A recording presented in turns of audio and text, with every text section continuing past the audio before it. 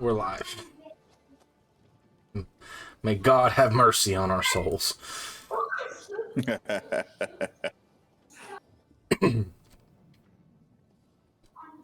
Alright. What's my response to that? I don't have Discord up. I'm not looking at all y'all shit posting. Like, I don't even have chat pulled up for the stream, honestly.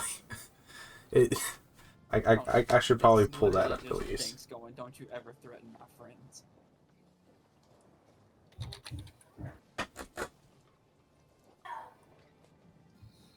Okay, never mind. My phone said fuck you.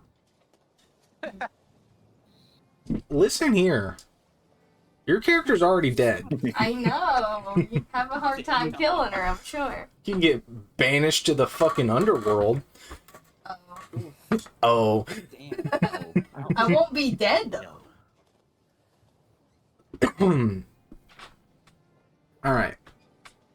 So, the setting is sometime in the mid-1870s, California, United States. Motherfuck a duck. Foundry, why?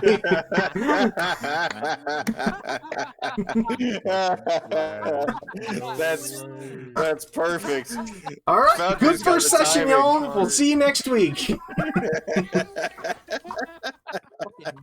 just dumped us all out. Yeah, the whole server just fucking crashed. Oh my goodness. Pulled up to be nice and like be a good player, and it was just like I'm gonna completely replan this first encounter. Fuck everybody. the hell. Alright, here we go. Oh, that was funny. I gotta fucking reopen all these windows. Hold on. Oh, fuck you. That's what I told him. Me too. Alright. Can everybody shut the fuck up? In my defense, I didn't say anything. That's fine. You're new here. Hold on. I've been dealing with these other assholes for years. I have a gift. Hold on. Where is it? I have a gift. I'm not looking at your gifts. I don't care. It's not for you. Alright. So, mid-1870s, we'll say, we'll say right in the middle. 1875, California, United States. The gold rush has already happened. The Transcontinental Railroad has been finished. But this is an alternate history where the railroad was not built by Chinese labor, and there's not a mass amount of Chinese immigrants in the country at this point. For historical context, there was still the Irish indentured servants, and there was still the African slave trade. But coming across the ocean, it has been predominantly Japanese, but mixed in with the Japanese have been some other, we'll say races or species, that to people from actual Japanese culture, they recognize them as the kamis and the spirits and the yokais of what is essentially their version of the traditional D&D Feywild. They have been coming over in droves for the past 50 years or so, trying to escape what can only be described as very harsh conditions. Most people don't come here by choice. They're kind of forced to. They have no other options left. They are either fleeing from something, or they are trying to just completely restart their life in this new country that they've heard so much about. And most people in the US don't actually know why all these people are here. They've asked a little bit, but they're more focused not on the why, but on the what do they get out of it. So Jack and Shiki, who have been in the States, Jack for most of his extended life, Shiki has been here for about the past 10 years, and he has taken to the American culture like a fish to water, even though the Americans don't necessarily like him too much because of his appearance and his heritage. But y'all know that people are coming here from across the sea to escape the subjugation of, for lack of a better term, demonic warlords that are controlling different regions of Japan, kind of like the samurai daimyos. And you know that you're not sure what, but you've heard rumors from across the ocean that there is something controlling all of China and the other parts of coastal Asia. And in your brief time in Japan, Jack, you witnessed this firsthand as Chinese refugees were frequently caught trying to come into Japan, but due to the Japanese immigration acts at the time, they were not allowed in the country and were basically sent back out into the ocean to find their way somewhere else, most likely to die. With that said, Hamada, Lyric, and Remy, you are all lined up like cattle going through the chute, basically just kind of shuffling your way off of this boat that you've spent the better part of the last 2 months on coming across the ocean. You are seeing this new land for the first time that has very different architecture from what you're used to. And Remy, everybody is, other than the people that have come off the boat with you, everybody is speaking a language that you do not understand. Same with you, Hamada. Yeah, I have no idea. The only one of this group that understands the language is Lyric, and his knowledge is faulty at best. He kind of understands a few words here and there, but there are a lot of different accents and mannerisms, and people are saying stuff that doesn't really make sense to you. And this port right here that you're all disembarking on is the most densely packed and most populated and busiest place you've ever seen. Most of the buildings are, from a Japanese perspective, they are downright palatial, whereas you're used to most buildings only being 1, maybe 2 stories, other than the various castles and temples scattered across Japan. You see buildings here that are 5, 6, 7 stories tall, literally so high that you have to crane your neck to look up to the top of them, and some of them are even blocking out the sun. Amongst all this hustle and bustle, I don't have different tokens for all the different species, but all these people lined up coming off the dock with y'all are either Japanese refugees or they are people from the yokai realms, much like Lyric and Remy. I will leave it up to y'all whether or not you have had any contact on the ship on the way over, or if you haven't met each other at all. That will be something for y'all to determine. But at the moment, you're more focused on just trying to get off of this dock and onto fully solid ground and into what is, for better or worse, your new home. And as y'all are going off, you see several different wagons lined up along the dock. Again, I don't have tokens for all this. But there are several more than what you actually see here on the map, kind of all pushed off to the side. Some of them are unmanned and unhorsed, but you notice specifically a very large one in front of you that is having cargo taken off of the ship you just disembarked and loaded into the wagon. And Lyric, you catch a word from the American crew that is loading up this wagon. You hear Jericho. And you know that Jericho is the name of the town where your uncle lives and where you and your companion Hamada are supposed to be heading to in this new world. So while y'all are being pushed along and treated like cattle, the closer you actually get to the dock away from the ship, and as the crowd starts to kind of disperse a little bit more, you start to take note of more things other than the buildings. You see the people scattered around in very strange clothes, fashion that doesn't make any sense.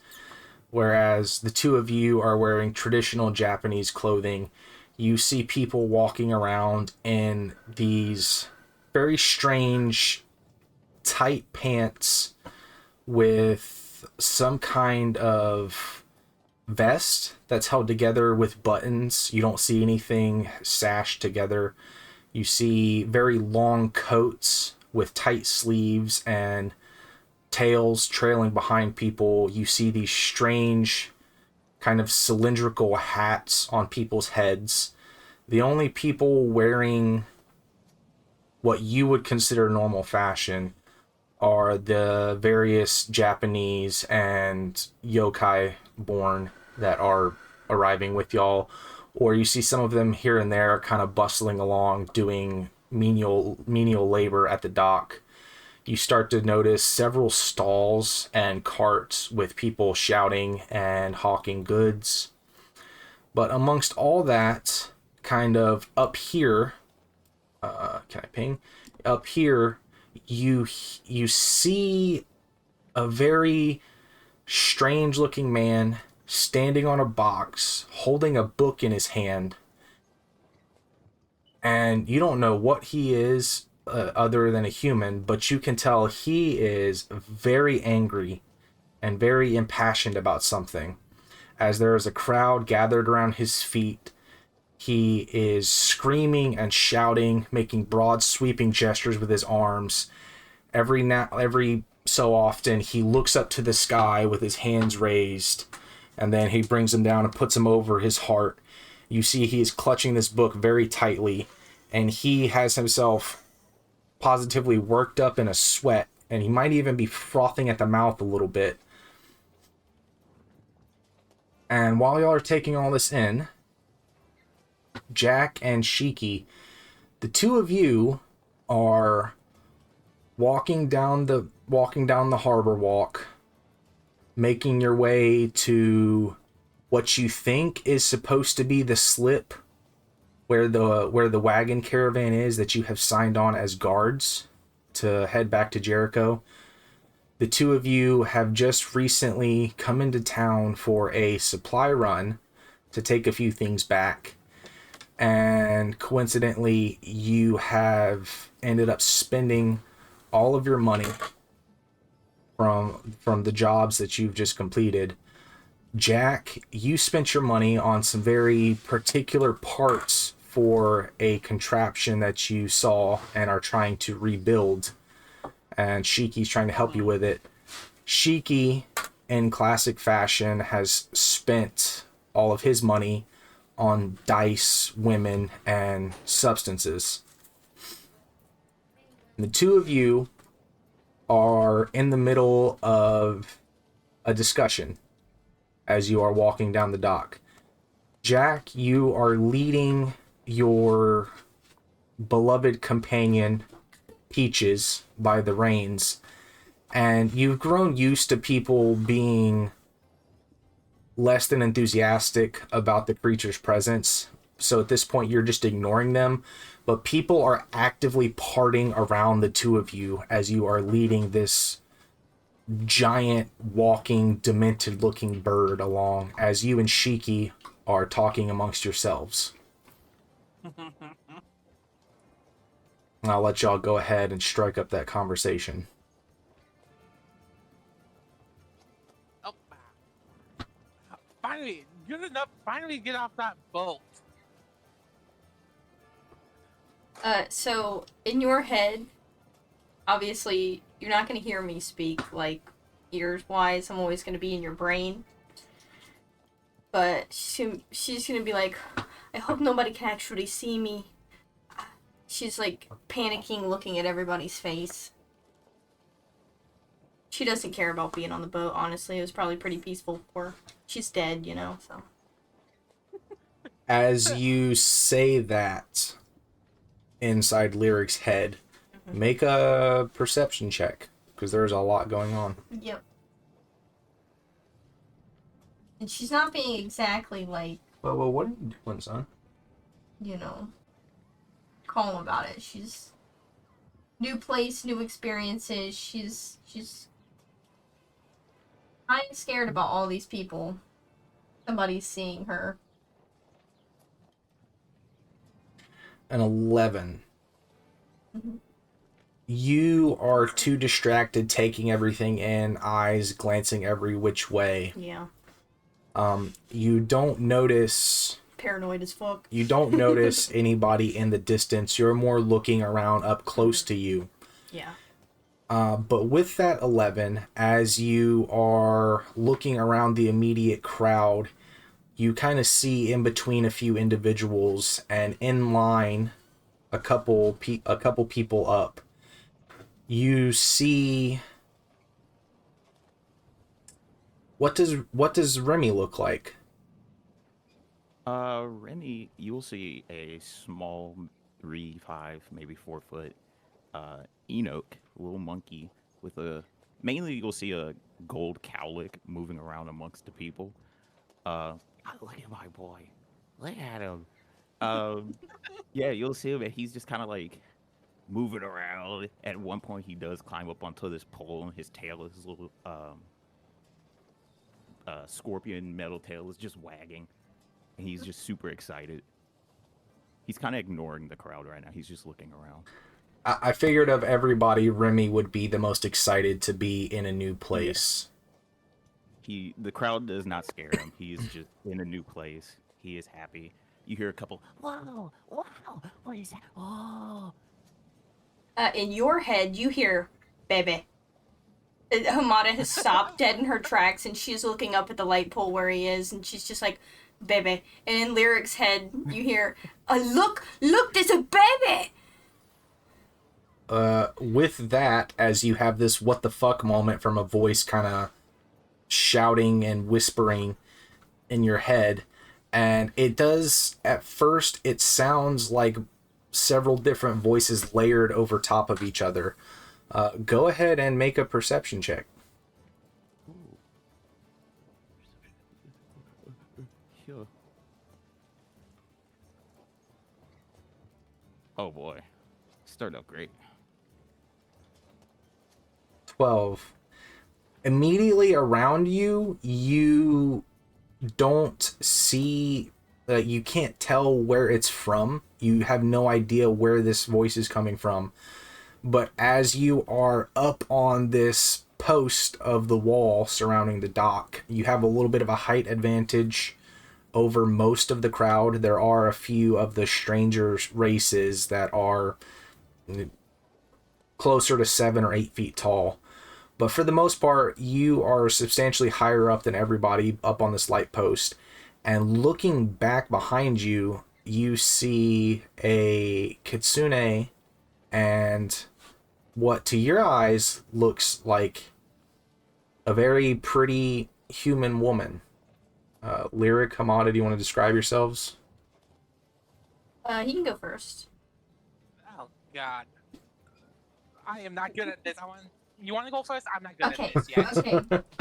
So she's, at this point, she's probably about 5 foot. She probably sits usually around 5 foot. She can change how tall she is, so. She's probably around 5 foot right now. She has like a rice hat on her head, and her hair is done up in a very intricate black bun. Her eyes are pitch black. In the image, they're pink, but in like game, they're actually pitch black. Like it looks like she's looking into your soul when you look into her eyes. She's wearing a very pretty pink and white floral kimono. And yeah, she's got like pink flowers sticking out from her hair and underneath her cap and stuff. And she is hardcore staring at And you, she is Remy. hardcore staring at you. He's like, oh. Yeah, in your head, your whole baby again, but yeah, it's like baby, baby, baby, baby. My turn. From your perspective, you see an almost 6-foot man with 2 tails. You see you see him holding a wand that looks like a flower. It's a purple-looking type of flower. Oh god, I'm not good at this. I should have practiced this more. I'm sorry. It's fine, man. Dude, Good. good. You're doing fine. Yeah, take your time. God, I should have practiced this more. Yeah, I think that's about it. I need to do this way more often. So you have 2 tails? 2 tails, yeah. That's cool. 2 tails. 2 tails. I think at that point, Remy would immediately climb down and like rush over. He'd like run into some people and you hear, excuse me, excuse me, excuse me. Oh, excuse me. You dropped something. Excuse me. And then he'd run up to Lyric and be like, why do you have 2 tails? I was born like this, little one. That's baby. You hear in your head. Remy would look at Hamada and go, I'm not a baby. Oh, you baby. She's coming up to try to pick you up. He would She not wants even to mind hold that. you. He would just accept the hold. Oh, she's gonna hold ya. She's rocking you like a baby. I feel like Hamada would just push me out of the way. Yeah, probably. He's like, this is nice. Like this. Oh, I like this too. She's just gonna carry you the rest of the way like a baby. Hell yes. This is now her child in her head. This is awesome. So bonus points for uppies. you can have height advantage. Hell yeah. So hold on. With all of this happening and people are still behind y'all and pushing you forward, you have now made your way basically up to the gate, and you notice there are 2 American men that are tokens. Move. I'll get behind them. There are 2 white men that are standing on either side of the gate, and you see that they have pads of paper and writing utensils, and they are looking everybody over and writing down physical descriptions and asking questions. Bo, stop. They're Is that asking. one of the questions? No, he's just sitting here whining because we're talking and not paying attention to him. He's done this literally every time we've played D&D. He gets like antsy that we're not paying attention to him. He's a spoiled bitch. You can't have a pizza. Whoops. So yeah, they are asking everybody questions. Lyric, you being the only one that speaks English, you are the only one who actually understands what is being said.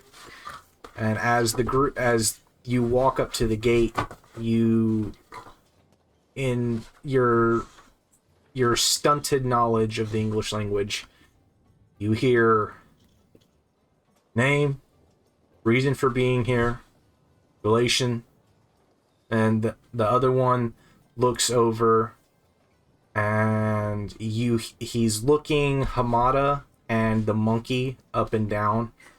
His eyes linger on Hamada for a little bit longer than they do you, Lyric. Hamada, you recognize this as a man that is, paying attention to your looks. He finds you attractive. As you see, he kind of looks you slowly from head to toe and back up. His eyebrows kind of creep up, and he cocks his head to the side and writes down on the paper. Lyric, you understand. You hear woman, pet monkey. Pet monkey. Yes. So as y'all are going through your experience with American customs, Jack and Shiki, you are making your way down the dock. You think you see the convoy up ahead, but you're only kind of half paying attention as the two of you are in a discussion about what you're going to do next, what your plans are, and how are you going to make back the money that the two of you have just spent. Yeah, so what kind of job we gonna pick up this time? We doing some bounty hunting? Gonna guard some folks? Could sell some things. We're guarding a caravan back to Jericho. Oh, right. Hopefully they pay better. I need some more money. I think I overpaid that last girl that was partying with me. She can at least party, so there's that. You know, if you didn't waste all your money on that, you'd have money. Well, listen here, Mr. Tinkerer. You over here wasting money on things I can already make. I want to hear it. At least I'm having fun. I'm having a blast rebuilding that thing. Yes, I can tell from that big frown on your face. I have a frown on my face because you're pissing me off. If you say so. Keep trying to offer you some cocaine. It'll turn that frown upside down. Keep trying to tell you. Keep your powder to yourself. Yeah, I'm trying, but I also like to share. Don't share it with me. One of these days you'll try it. Hard pass. For now. Anyway, when are you gonna upgrade that bird of yours? He could be a lot faster. Right. I don't know. Ingenuity. Roll perception, Jack. Absolutely. I'm sorry. I love that Shiki's mode of being happy is just do a little cocaine. just do a little cocaine.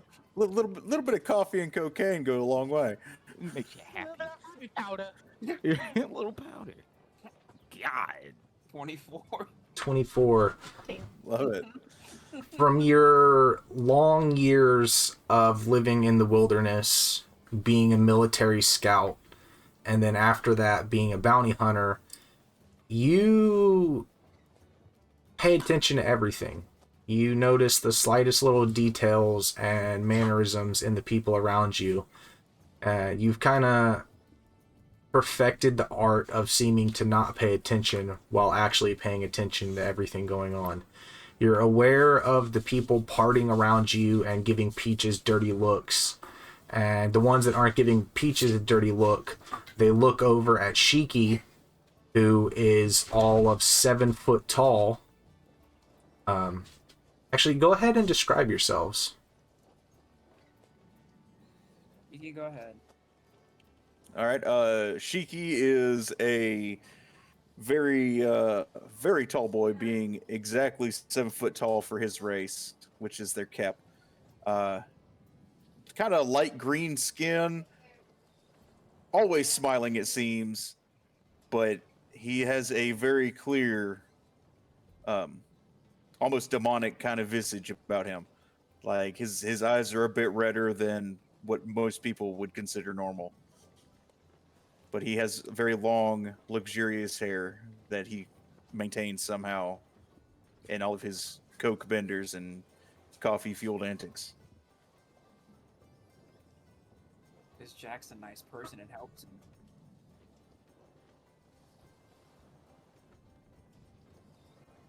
What does Jack look like? Jack is 6 foot, roughly even, has short, white hair, a very interesting facial scar in the shape of a X or a cross, and a bone white prosthetic for his right arm. So, just on the note of his appearance and this piece of character art, the more I looked at it, I was like, why does he look so familiar? You look like Dante from Devil May Cry, just as dressed up as a cowboy. A little bit. I love it. You're Dante with the fucking Rurouni Kenshin scar. You have to say jackpot at some point in this campaign. All right. So, with that said, descriptions out of the way. Everybody is kind of giving y'all as wide of a berth as possible on this crowded dock. But Jack, looking past Shiki, the first thing you notice is the evangelical preacher standing up here on his soapbox, shouting very disparaging and hateful remarks to the gathered masses, and he keeps gesturing out to the crowd coming off of the boats and filling up the docks and the people going through customs. You know, he is going on about how these foreign invaders are the detriment to the American way of life, and that they're only coming here to usurp them and to take what is rightfully theirs. And he says something about them being no good devil spawn. You're only kind of half paying attention to it, because at the same time, underneath that, you see somebody who is standing amongst a group of men at a food vendor. You hear some very boisterous laughter, and he turns away and starts to walk down the dock. He gets about 2 steps before he notices you, Jack, and Shiki, and he stops dead in his tracks. And there is a look of recognition across his face. You don't know who this is, though. But he very clearly seems to recognize you, and he looks angry. And as he stops and recognizes you, he takes a moment before very hurriedly pushing his way through the crowd and then kind of shouting at people to get out of the way, and he stops dead in front of you. And he... Oh, this is going to be interesting. Oh no, I think this is one of those guys that lost a bunch of money to me. I did nothing. What are you on about, Shiki? Nothing? Nothing at all. He does not give a second glance to Shiki. His eyes are solely on Jack. Jack's eyebrows gonna raise, and he's just gonna... You need something, partner? You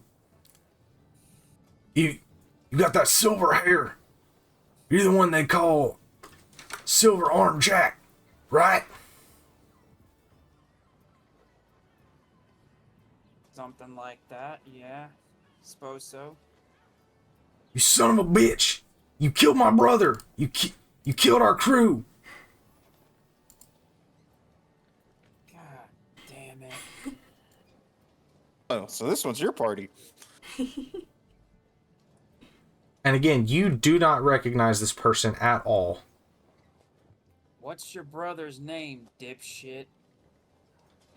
His name's Jerome, asshole! Jerome Nicholson! The Nicholson Brothers gang! I think you mean his name was Nicholson. Oh my god. Can it, green boy? This ain't between you and me. It's between me and little Nancy boy there. You call him Green Boy again, and you're gonna get shot twice. Oh, don't challenge me to a good time. And he kind of slings his duster to the side, and his hand goes down to over his gun. You and me, fair and square.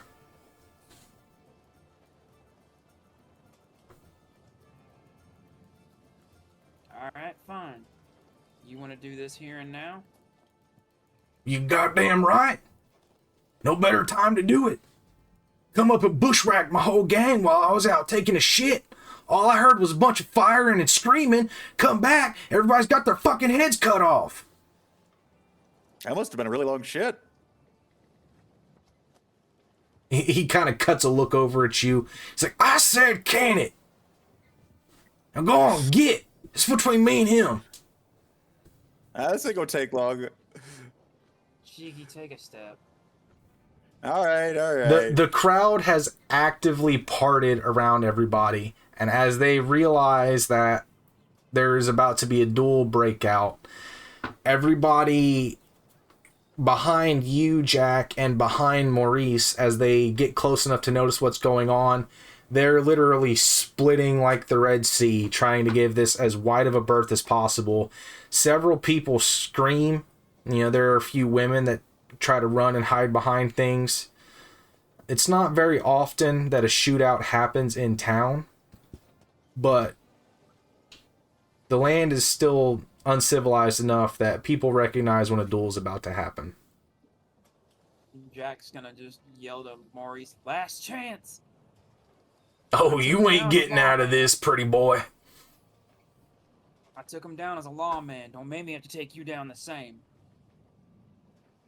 He just spits on the ground in between the two of you. Jack's just gonna let out a very long sigh and, stupid daft bastard. Fine. Gave you your chance. At this point, it is very clear to you that he is not going to turn away. He's challenged you to a duel. Count us off.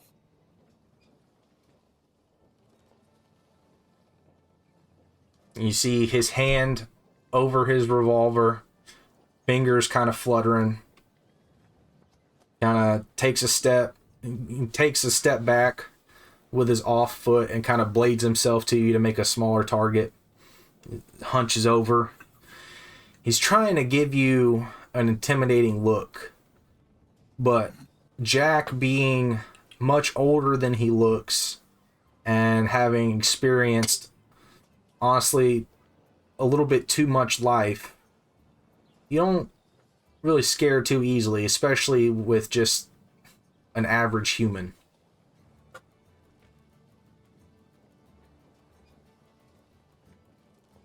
That's very valid. Alright. Jack has asked Shiki to give the count. Yeah. At this point, while all this is going on, All right. Peaches steps... y'all stop next to a wagon, and Peaches has kind of wandered away now that you've dropped the reins and is eating hay out of this wagon a few feet away. Jack's just gonna half cock his head. Damn it, Peaches. You know what? It's fine. You're out of the damn way. You ain't gonna get shot. Whenever you say "damn it, Peaches," the head kind of perks up and looks at you like, "What?" And kind of clicks the beak and then just goes back to eating hay. 2, 1, draw. With that, all right, hold on. We got specific. Hold on, I gotta delete it over here. It's the first time I'm trying to do this. So All good. you are going to make you're gonna make an initiative roll. Okay. And then, actually, you know what? It's easier to not do the initiative. So we're going to, in the dice tray at the bottom, you're going to add a d20 for your initiative, add a d20 for your whatever weapon you're attacking for, and add your initiative bonus and the weapon attack bonus to that. And then you are going to roll for the damage of the weapon, bonus included, altogether. So for your revolver, it should look something like 2d20 plus 2d8 plus whatever bonuses there are. So your I think it's probably your dex bonus twice, and then your plus to initiative. Oh, Oh, massive. that's gonna be fucking. Jesus. Okay, hold on 1 second. All good.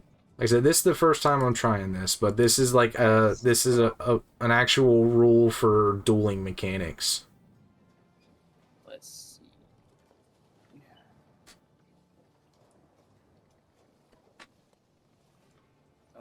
My initiative is a +6.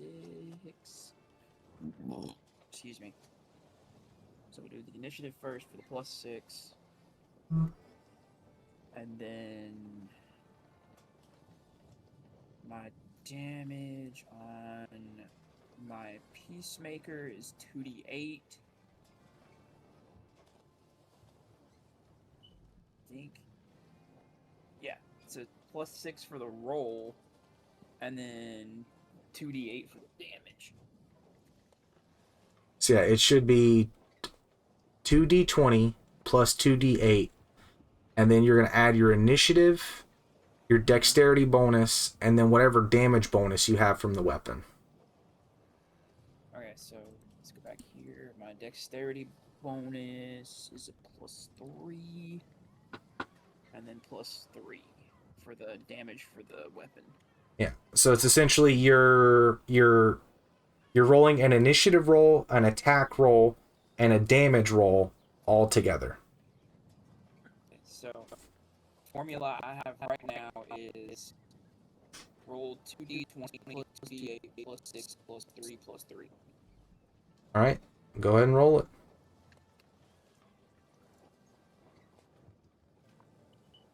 Fuck me. That's bullshit. Oh,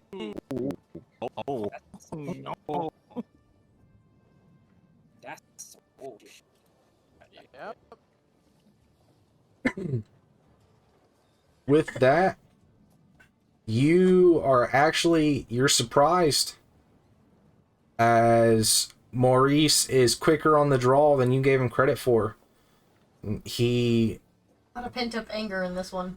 He pulls out your revolver. He pulls out his revolver and fires and hits you right in the arm, causing you to drop your gun as soon as it clears your holster.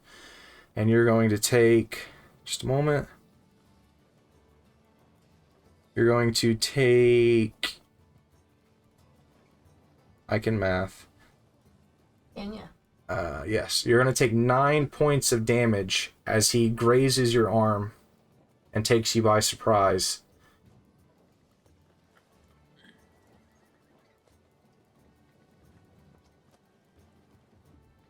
And at this point, now that a shot has been fired, there is screaming and mass panic as the crowd around you tries to disperse even faster than before. Okay. I'm gonna dive for my gun. Just to rearm myself. All right. Well, with that, just a moment. It's on the desk by the wall where the TV is.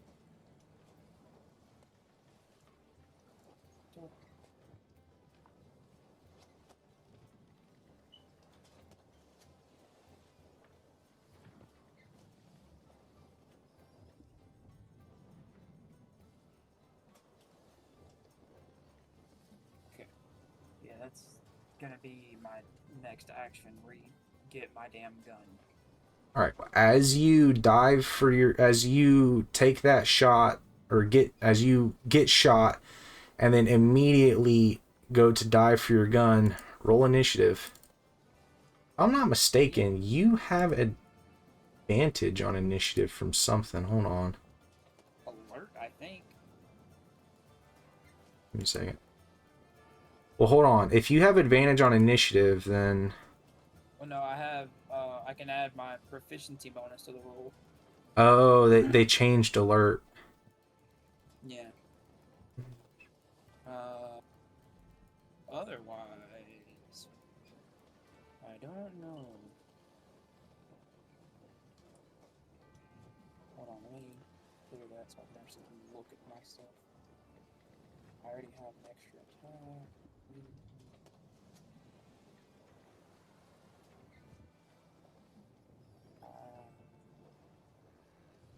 I don't see anything.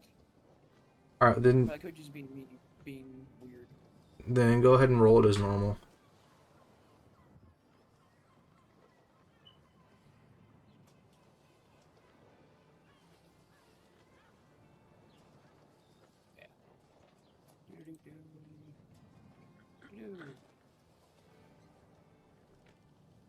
Hey, fuck yeah. All right, I can do that. you literally get the drop on this as you dive to the ground and scoop up your revolver. Your turn. Well, let's see.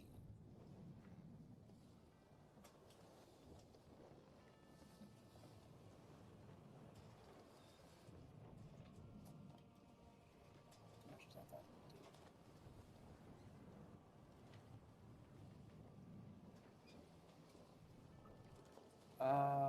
Well, I mean, I get 2 attacks, so I'm gonna cast Blur on myself.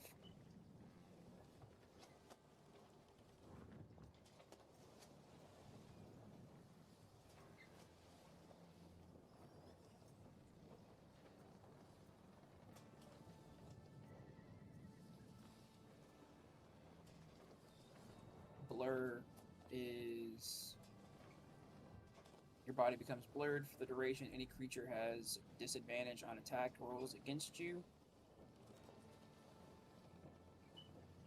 I don't think Maurice has blind sight or true sight. No. So, if he's looking at me, I just essentially vanish. And then after that, I'm gonna take another shot at him.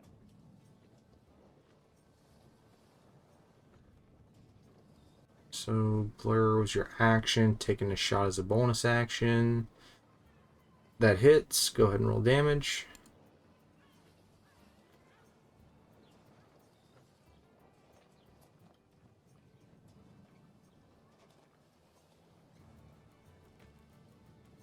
$14.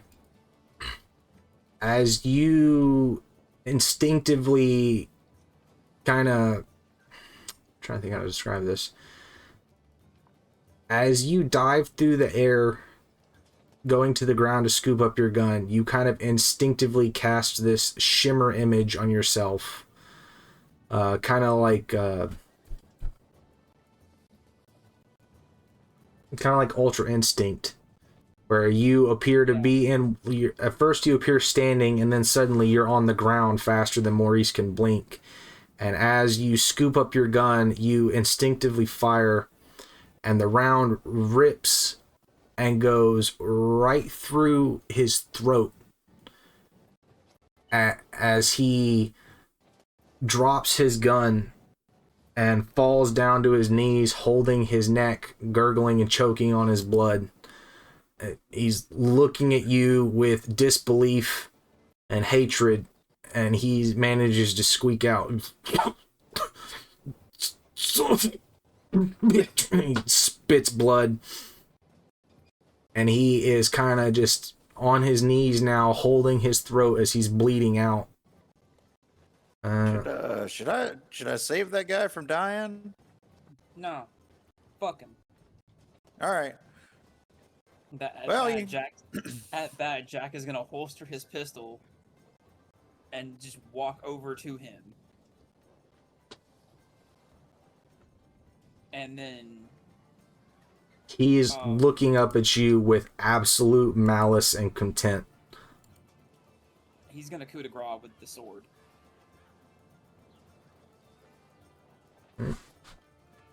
You stand up, reholster your pistol, walk over, and as he is still gurgling and spitting blood, looks like he's about to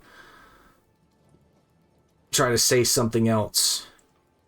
You just draw your sword, and with one smooth slash, you cut his head clean off. And the people around that hadn't screamed and ran away, you hear audible gasps, and just, oh my god, he's killed him. As the body drops one way and the head tumbles and rolls the other way. At this point, this has only taken a handful of seconds, but you hear high-pitched, shrill, metallic whistles in the distance, and you hear, move, get out of the way, everybody move! As a few seconds later, some of the local cops come running up. Jack is gonna do the usual samurai, flick the blood off his blade, sheath it. Dude, fucking bastard. I'm gonna walk up and slap Shiki on his hurt arm, just on the shoulder, as I cast Cure Wounds on him. Just like, you really got to stop taking it so easy on these guys, He ain't exactly no young chicken either. He ain't exactly old either. With that, you feel the wound close up and the bleeding has stopped. But there's still a little bit of soreness in the arm. And at this point, you hear heavy footsteps on the cobblestone coming from behind you, Jack, as you and Shiki are suddenly surrounded by about 5 police officers kind of spreading out around you, taking in the scene. And they see the two of you standing over a decapitated body, blood pooling in the street. And they see the gun and the sword on your hip. And several of them draw their own pistols and aim them at you. You! Drop the weapon! Hands up! Jack's just gonna calmly look at them all. Jack Silvers. The fuck's that supposed to mean? I don't give a fuck about your name. You killed that man. He's gonna point to his badge and just, lawman. Also, he shot at me first. So, you, with your very long career as a bounty hunter, have the habit of, inside your bag, you just keep a stack of bounty posters, because you never know when you're going to come across somebody, that could make you a little bit of money. Yeah, absolutely. Absolutely. So, with that said, you're trying to remember what this man's name was as you go to your bag and pull out this stack of papers. And the cops, they follow you, guns still trained on you, like they follow your path as you walk over to Peaches and open the saddlebag. A couple of them look at Peaches in absolute disgust. One of them spits on the ground. You hear something muttered under his breath.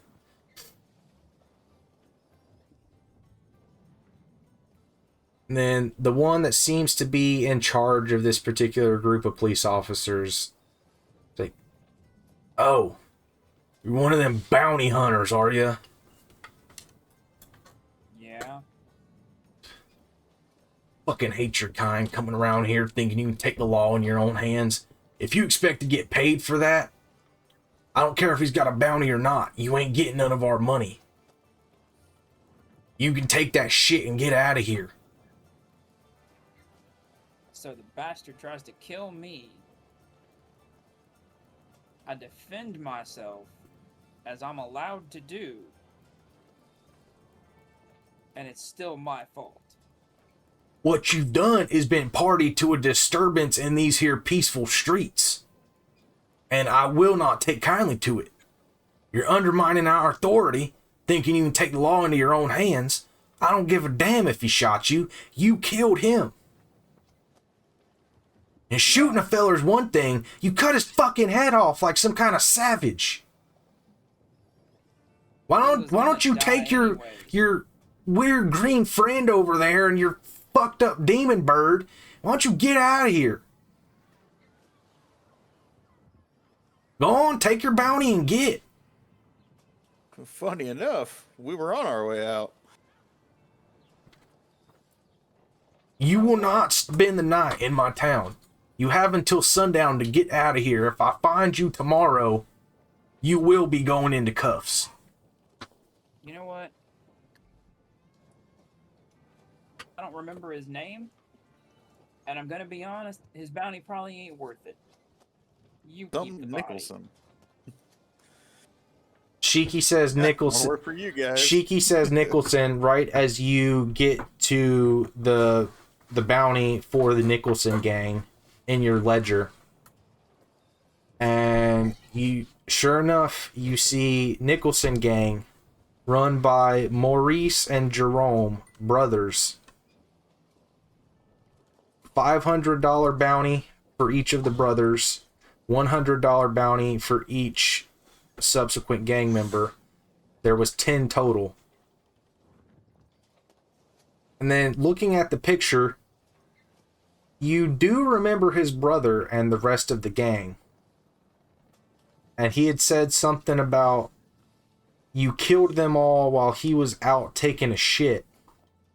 And you think back to just a few weeks ago, actually on your way into town, or no, it was on your way back to Jericho from another job, where you just happened to come across this camp at night, decided to sneak up and see what's what.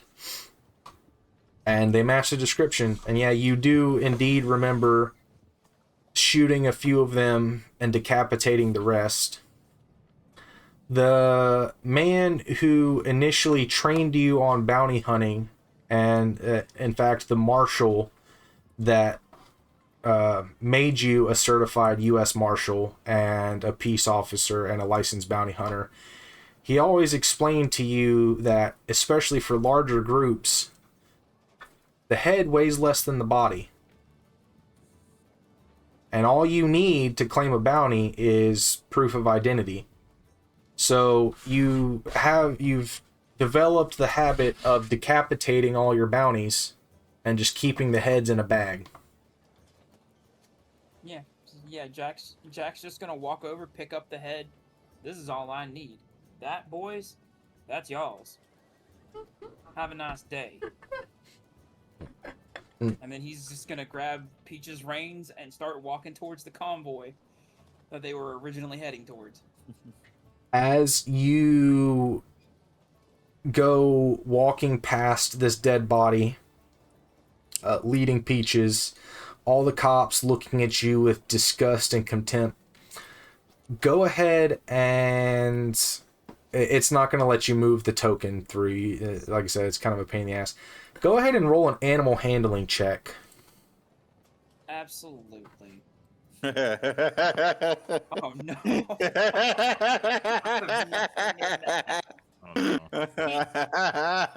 That Okay. cackle is Okay, not bad. exactly 14. what Shiki was doing. He just that's eats the body. Oh, you rolled it for Peaches, not for Oh, Jack. yeah. God damn it. That's fine. Now watch, I'm gonna roll shit. Oh, Oh, no, there you never go. mind. Oh, okay, there we go. Even better. Where was that roll in your Even duel?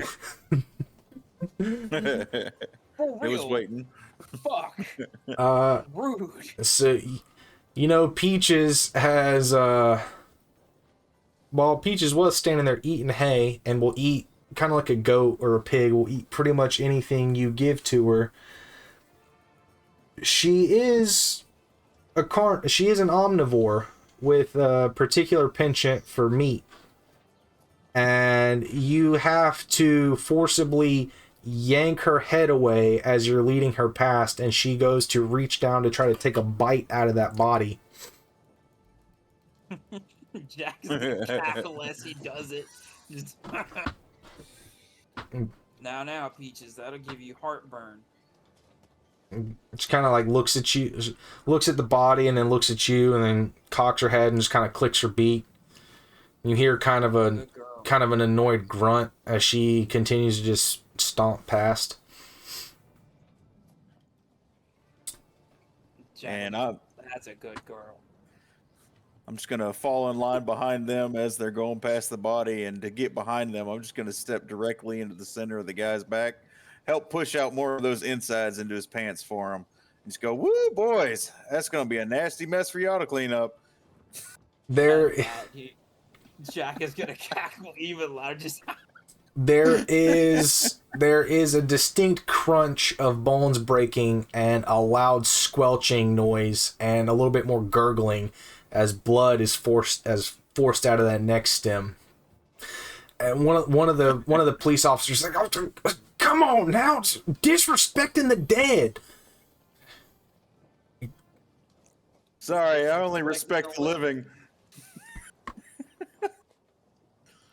two different phrases come out at the same time.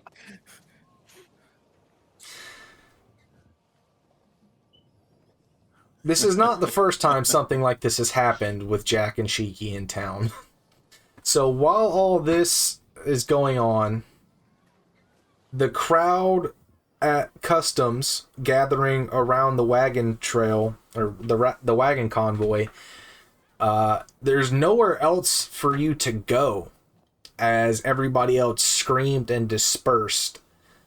So Remy, you especially, being able to climb up the light post or stand on top of somebody's shoulders, you have had a very clear view of the commotion that has just transpired. Go ahead and let's have Hamada and Lyric roll perception to see if they could actually see what was happening.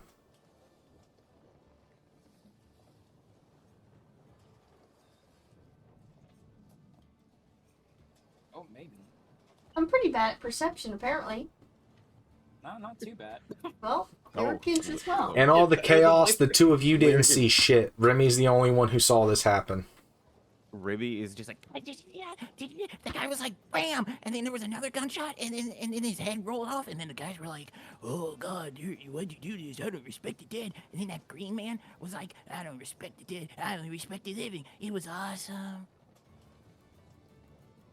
Remy, Whoa. Jack and Shiki have a fan. Is he speaking English or Japanese? Remy? Yeah. Remy only speaks he speaks animal and Japanese. Yeah. Okay, so... Okay. And he can also speak with the trees, like Lyric. Oh my god. We got two Lorax in the I'm party. running with the I was about to say, are we in a Loraxes! party with the Lorax? Wait a minute. Speak for the trees, and the trees speak Japanese. That's a good thing the whole party speaks Japanese. Even if we didn't, I have comprehend languages. I was gonna say, so Lyric has broken English, and then Jack and Shiki can actually speak English. Jack I is mean Japanese. a fucking polyglot, honestly. Yeah, no, he really is. This man I has guess that's a 5 good fucking thing, 'cause, like, languages. half the party only speaks one language. No, the whole party speaks a solid language. Yeah, that's what I'm saying. Like, we have a translator now. Yeah. Because Jack actually speaks Japanese. I can't speak anything but Japanese. That's not to say that everybody doesn't have the ability to learn. Oh yeah, no, we can all learn how to speak different languages. Jack knows 6 languages. I'm dead. Do I really want to commit to that? I'm dead. Also, I know mean, he doesn't respect me now. That's good to know. That's Yeah, good to yeah. know. Languages. What can you do? I'm dead. I'm dead, dude. That's gonna be my excuse from everything. Hey, Why aren't you if- at work? I'm dead. I'm dead. Hey, if Hamada doesn't want to speak languages, I can teach her sign language. They're bone fingers, dude. I'm dead. That's okay. I can't They're get still over fingers. this. They work. You're just like, I'm dead. It just keeps making me think of. There's a podcast I've been listening to where they have a segment called "Please Be Patient, My Dad's Dead." Yeah, real same. That's amazing.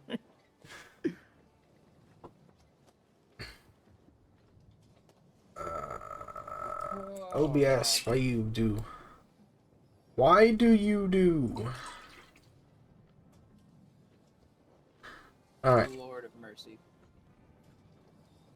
So Remy is very excitedly trying to tell Lyric and Hamada what has just happened. Yeah. And He's then giving like the entire rundown of what happened. And then, still from up high, you see that Jack, Shiki, and this strange bird are making their way over toward the customs area, where y'all are still kind of stuck because there's been no progress made since the commotion broke out. Oh, nice. And Lyric, again, you heard Jericho from one of the people loading up these wagons in front of you, and you know that that's where you're supposed to be going. At the same time, this bounty hunter, strange demon man, and demented bird are walking up to the same wagon convoy and begin discussing something with one of the people that seems to be in charge of this. Can I do another check of the surroundings to see if anybody's looking at me? I feel like most of them are going to be looking at them, but I just want to make sure that nobody has spotted me. Because she's still thinking about that. Go for it. I'll It's say always gonna be in the back of her go mind. ahead and make the roll with advantage since you feel something. Oh. Whoa. A 24. You look immediately around you and you don't see anybody paying any mind to you. Most eyes are forward. Pretty much everybody that's fresh off the boat has eyes for Jack and Shiki as they walk up to this wagon convoy and begin talking to one of the wagon heads. Looking past that, go ahead. When she looks at Jack, he'll just kind of like catch her eye, tip his hat to her, and then just go right back to his conversation. Well, as you take note of that, and then you look past Jack, and you see again the very angry looking man standing up on the box with the crowd of people around him, clutching his book. You see that his eyes are staring straight at you, and they are filled with a burning hatred as he has now stopped shouting amongst all the commotion, and he is just staring hard at you to the point where he has gone possibly even redder in the face. She's gonna immediately stop. Is she still holding Bebe or no? Yeah, Remy has not done anything. You're still holding him. She's probably gonna, like, set him down and, like, physically turn to look at Lyric. And in his head, he's gonna be like, he sees me. What are we gonna do? Oh. I don't know. Let's hope we don't. Let's hope that's not going too well going. He looks very angry. Which one? The one on the Monkey. box. She's gonna like turn. Like she's got her hands like clasped and she's like pointing with her hands like in a praying hands kind of deal. She's like low-key kind of freaking out. She does not like it when this happens. He sees my true form. What's up, He's buddy? angry. I already ate. It's empty. Remy would be like, Do you know that guy? Yeah, she would just say that in your brain. Oh, That he sees my true form and he's angry about it. But like, I don't think he did. He could just been like just noticing. I don't know, just this crowd. mhm. we can ask for help. She looks down at You Bebe. say- She's like, those big men, you said they did things? Yeah. Oh, can we go ask them for help? I'm gonna go Yes. ask them for help. and he immediately starts walking that Bebe. way. No. Like Remy just immediately, you hear pitter patter, pitter patter, pitter patter. Hi. Oh. Hello. Hi, big green man. Wow, you're tall. Oh my god. Hey, what's going on, little guy? What can I do for you? My friend, And then his tail, like his scorpion tail, points behind him directly at Hamada. my friend says that guy over there on the box is staring at her. He can see inside her soul. At that, Well, that's Jack's gonna, odd. at hearing I that, don't know Jack's what gonna that turn means. and look down and. So your friend's the nice lady, huh? Yeah. Her Jack's name's gonna Baby. nod. We Name's have what? just met. That's a nice prosthetic you got there, little guy. I Oh, like And it that. starts, That's like, good wagging. craftsmanship. It just starts wagging.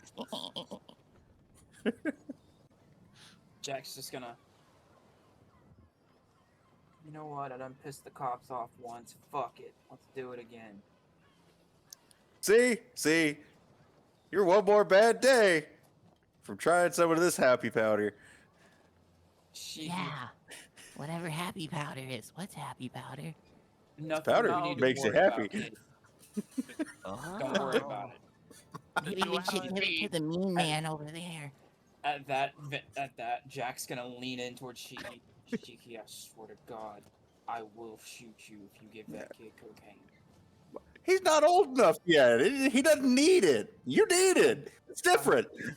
I'm just warning you ahead of time. We'll shoot you. I'm just thinking of Dewey Hey, hey. Cox. I You won't gonna give try it me any, some but of if he that gets into cocaine. it, that's not my fault.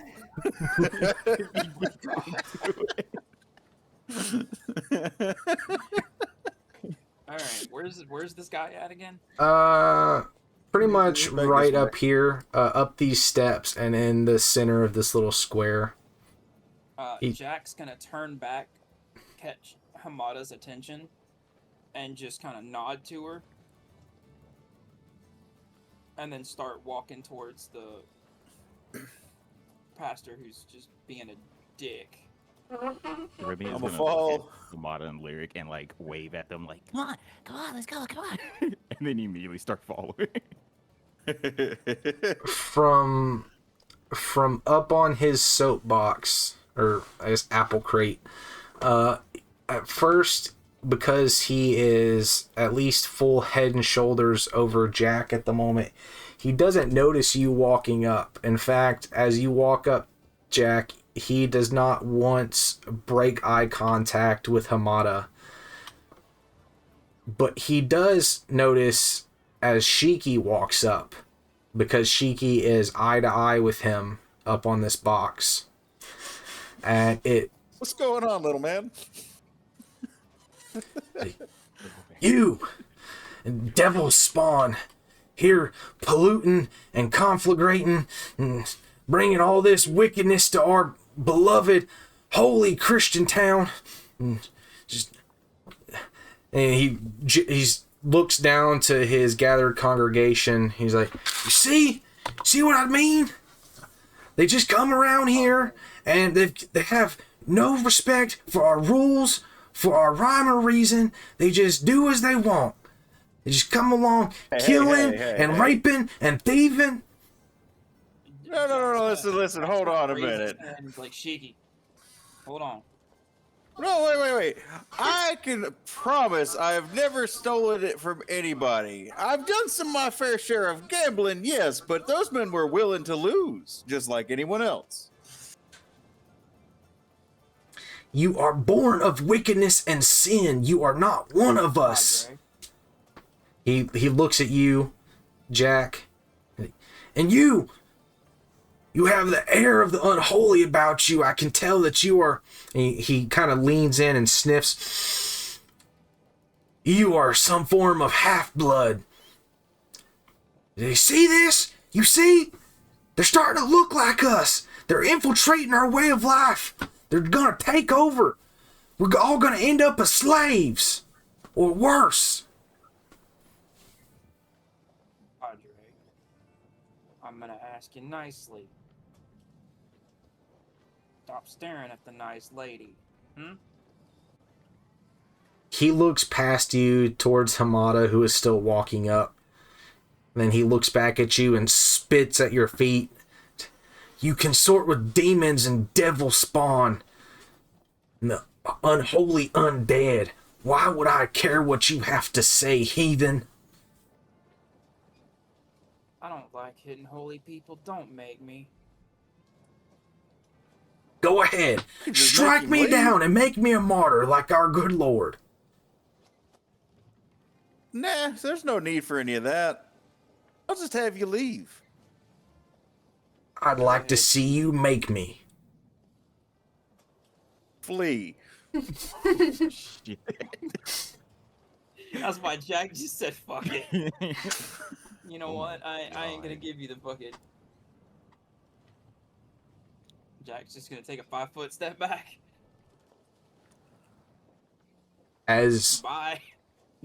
As you say that simple word, Shiki, and make eye contact with this preacher, your demonic visage comes out. And he kind of takes a stumble step back off of the box and falls and busts his ass, and then starts scrambling backwards on his hands and butt, trying to get back to his feet as he sees your glowing red eyes and your face is fully taken on that Oni form.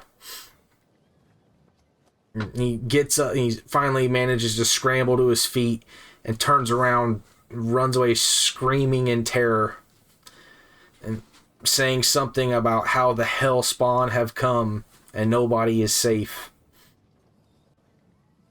Yeah, I really don't like having to do that, but I also don't like rude people. This town is full of them. Better you than me knocking his damn teeth out. Yeah, you done got us in trouble once. There ain't no law about making somebody run away and shit their pants. Hey, Not that I know of, anyway. it was not my fault that this stupid fucker decided to do this shit in town. I agree. I could have saved him, though. But it's okay. It don't matter now. He's a wuss. Just like his brother. Gonna keep being a wuss, too. Well, I mean, I could keep him from being a wuss, but I'm not gonna. Cheeky, you ain't fixing a cut-off head, but... I actually can, but we'll discuss that later. We'll discuss that later. On the subject of... God, you're adorable. On the subject of fixing or keeping a cut off head, Jack, in your discussions with the wagon head... Sorry, just a moment. I gotta put Bo up in bed. He's freaking out. It's okay. No problem. Do what you gotta do. So fucking goofy. His little hop. Farting off. He wants it. me for it. Yeah. Lay on all the blankets, buddy. It's not that. Okay, bro. But yeah, I could actually bring people back from dead. It doesn't matter if they've lost their head. Oh. I could either touch their dead body or a piece of the dead body and make them a brand new body. Jeez. Jesus. Wait. What? What could you do for me if I'm already dead? Oh my god. Yeah. Well, you're a multitude of souls, so Yeah, I don't know that's what true, the that's spell would true. do for you. Because it pulls the target's soul back into the new body. Oh, never mind. I could lose a Yeah. couple. That's good to know. What if you do it on a living person? You just It says that it's got to be a dead person. That's kind of lame. We were just gonna try to Yeah, experiment. The reincarnated creature recalls its former life and experiences. It retains the capabilities it had in its original form, except it exchanges its original race for the new one and changes its racial traits accordingly. So if we kill a really racist person like that preacher, I could turn him into a demon and just cause all kinds of chaos for him. Hamada would suffer from a massive identity crisis / split personality disorder if that happened. That would be. Okay, let's not do that. Right? Let's not. Let's just not and say we did. What's up?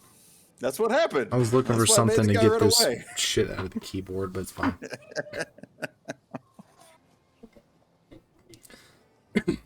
All right, so yeah, with the thought of repairing or keeping a dead person, What, baby? Okay. Jack, upon discussion with one of the heads of the wagon train, they have let you know that it's gonna be Okay. probably another hour before all the processing is done and all the wagons are loaded. And then their best estimate is that it's going to take the better part of a week to get all the way to Jericho. And you and Shiki have already signed on as escorts for this wagon train. Literally just to make money. You know full well that if it was just the two of you, you could be back to Jericho in 3-4 days tops. 2 if you really pushed it. But you're willing to take it a little bit slow to make the money. Money's money. With I will be right back, y'all. I gotta go take the kids in. all good. Down, my guy. Break time. Yeah, you want to go ahead and take a break? Oh.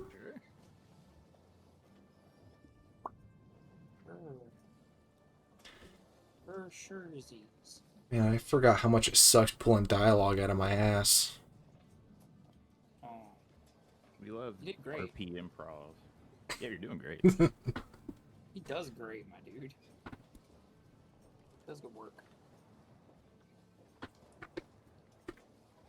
It's pretty easy for him to do this range of voices. Oh yeah, I could do the southern gruff shit. Like I could do that all the time. There's certain voices I could do easily.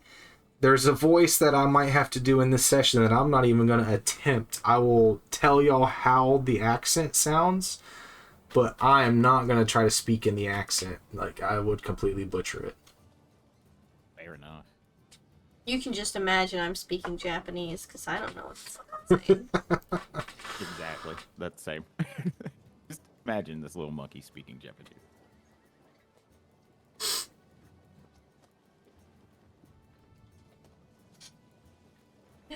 I love that. It's just like baby, and you're like, yes, I'm in. Yeah. I'm in. Fucking love Absolutely. Uppies? Hell yeah, dude. 29 years old. that. Yeah. Man, Bremmy's just here for the ride. it's crazy how easily I can predict certain things. How so? You know Did you people. predict? Oh my god. Well, you know, it's like just thinking about the characters. I was like, well, Hamada's, basically fucking Wait, don't give away away my backstory. Come on, man. Well, you're I know. you're a We know. bunch of spirits inhabiting a body Yeah. of, you know, I will say bereft women, and all inhabiting one body. And then Remy is a little monkey boy who was essentially abandoned as, or pretty much Give away his pretty backs. pretty much abandoned at birth. Pretty much. So I was just like, well, Mata's never had kids, and he's never had a mother figure that wasn't a wild animal. It was a match made in heaven. The perfect duo. You are my child now. It's sealed. That is fine. Your little monkey boy can cause eldritch horrors. Dude, let's go. This is great. Yeah, she is an Yeah, eldritch might- horror you herself, so. He might that's just end up with Jack as a dad. Oh my god. Oh my god. What the fuck? That makes Shiki the crazy uncle. Yeah, That makes Lyric the absolutely. cousin? Brother? Grandpa? Yeah, you'll be the grandpa.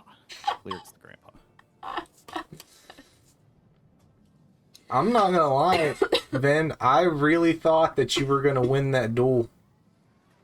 Me too. I like when you told me the roles, and then I was looking at his roles. I was like, oh, he's got this. He's got this in the bag. Nope. Nah, the dice gotta did be not fucking say asshole. I really thought that you had advantage on initiative. I didn't realize that they changed alert. Yeah, when did they do that? The new stuff, the 2024 handbook,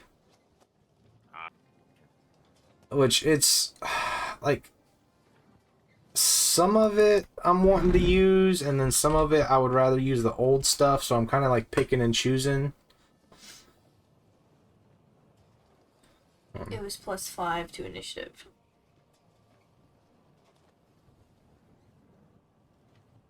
Makes sense. Add a proficiency bonus. I don't know what the fuck was giving me. I don't know. It was wild. Should I remake Miles? No.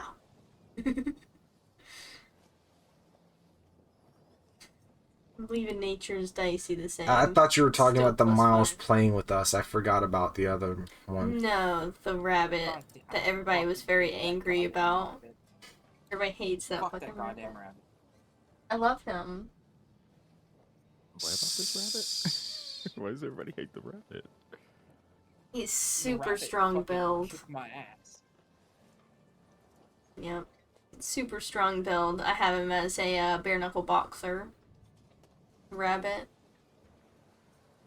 Forgot Stealing the what tricks all. is cereal. Yeah, forgot what all I did to him. But he was a champion fighter and something else. Yeah. He was dangerous. He's what introduced Alert into the campaign, and then Vin was like, oh, yes? Every character I have from now on has Alert? So, Oh. that's how Yeah, no, that sprinkle done. stuff. that was immediately done. I was like, oh, okay, cool. Good to know. Yep. Forever know. grabbing alert. Always grabbing alert. That's like one of my first fucking. You only get 2 feet. Okay, one's alert. Yep. The other, I don't know yet. I haven't figured that out. But the first one's alert. Alert Yeah. number 2. I like sprinkling stuff like that into NPCs in that campaign, like haste. After we found out what haste could do, oh my god. Oh yeah, I love haste. Everybody's like, haste is nice. Well, apparently Shiki can just haste Jack for a full 24 hours. That's neat. Yeah, neat. Very neat. It's horrible for him. It's great for me. There's something that lets you add your wisdom modifier to your initiative. That's why you have the +6. I can't find out what it is though. It's one of your class Does it things. not break it down?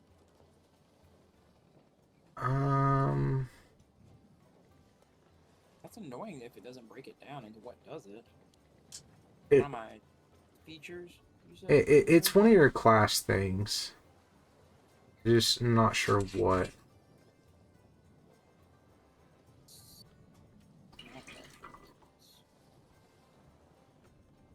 Are you here, Sims? Yeah.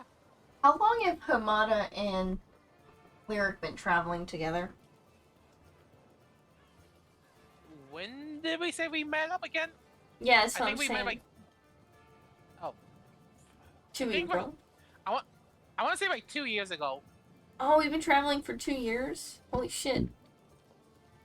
Alright. Let's do it. Huh. Okay, well, you would have had advantage on that first attack if I had known you had this. Multi-weapon mastery. You have advantage on the first melee weapon attack you make each turn, as well as advantage on the first ranged weapon attack you make each turn. In addition, being within 5 feet of a hostile creature doesn't impose disadvantage on your ranged attack rolls. Between the Ronin and the Gun Fu, you have like 3 or 4 things that negate the disadvantage of using a ranged attack at close range. Damn, that's motherfucker. So I could have actually won that fucking. Oh, you definitely would have. That's fucking. You were No, just distracted by Shiki. But I never say would've. I never say would've. Because I still could have rolled shit. And lost. I had a higher chance of winning. It was a greater than 50% chance if you had been able to roll it at advantage. Okay, that I'll give you. Yeah, That's annoying as fuck. I'm not seeing what gives you that bonus. I looked through everything myself and I don't fucking know. I know it's one of your class things. I just don't know what the fuck it is.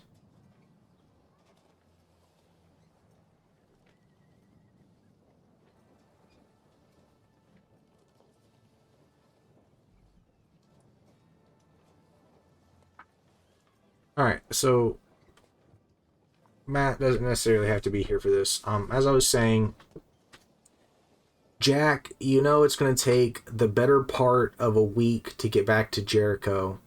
And on the path that the convoy is taking, there is no other town or settlement big enough to have a marshal's office, meaning there is nowhere in between here and there that is going to be able to pay the bounty from Maurice. And you know from past experience that carrying a dead body or a severed body part around for that amount of time is not good. It's going to start to be very nasty by the end of it. You don't want to keep that in your saddlebag.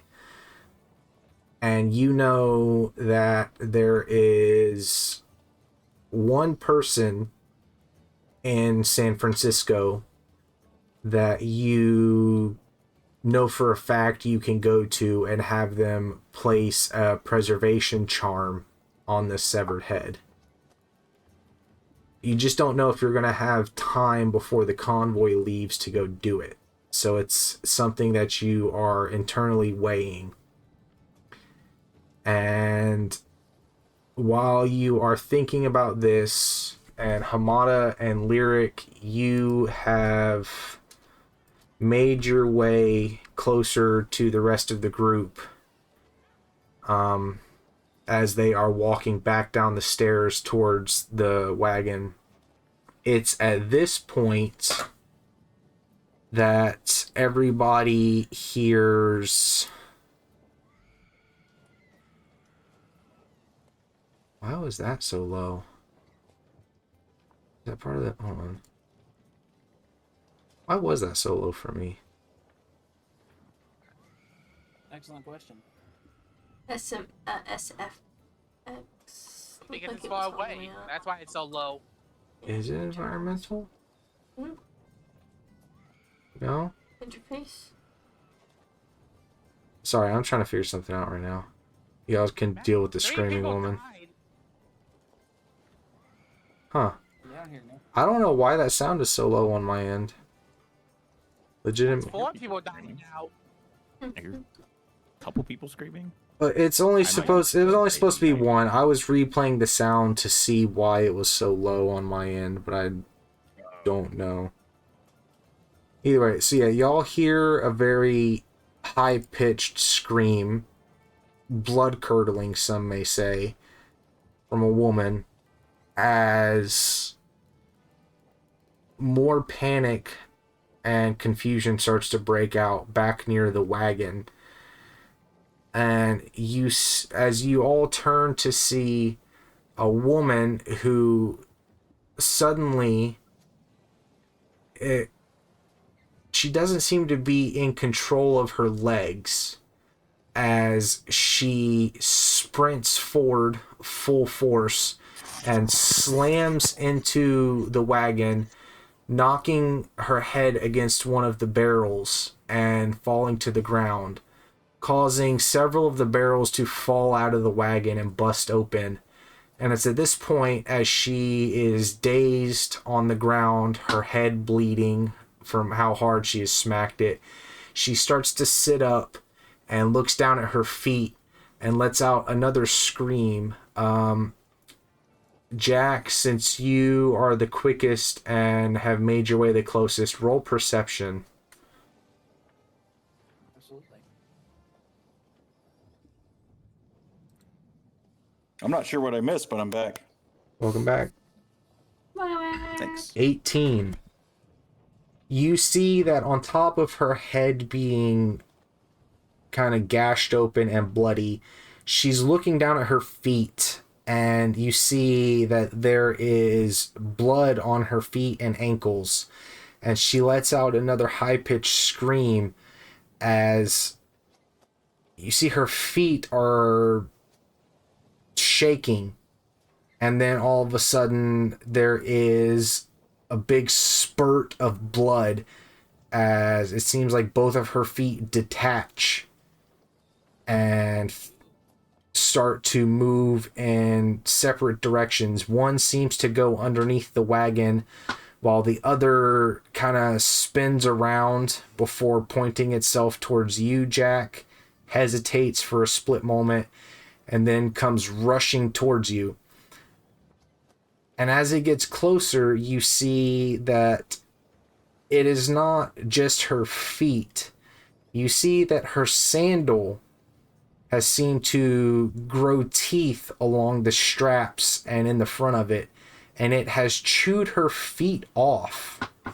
And now this animated, bloodthirsty sandal is rushing towards you. The hell did I miss? God damn. What the fuck? Yo, she's got I'm those gonna new J's. fucking shoot it. She's got those new J's.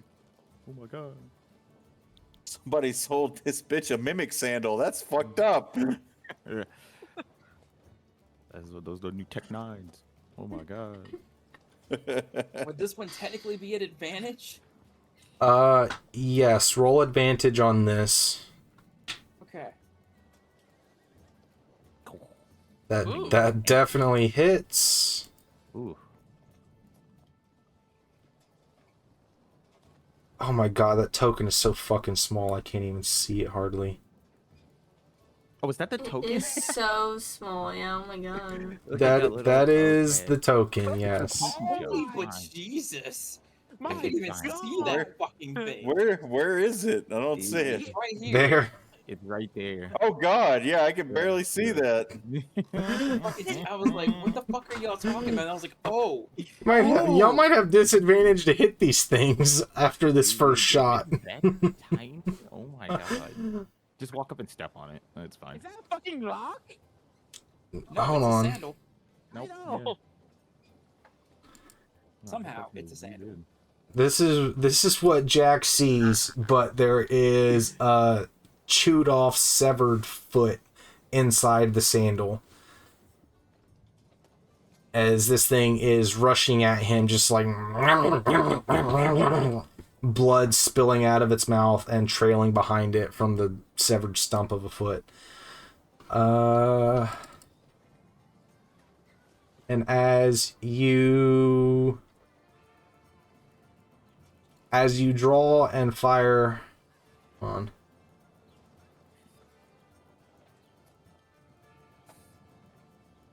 one clean shot straight through the middle, through the foot and through the sandal, you blow the sandal apart and the foot just falls to the ground. And then the woman, who is still sitting up looking at the severed stumps where her feet used to be, looks at the sandal that you just shot with her foot in it, then looks up at you, and then just lets out a whimper as she faints and falls backward, cracking her head on the concrete. We'll say it was this first one in the group here.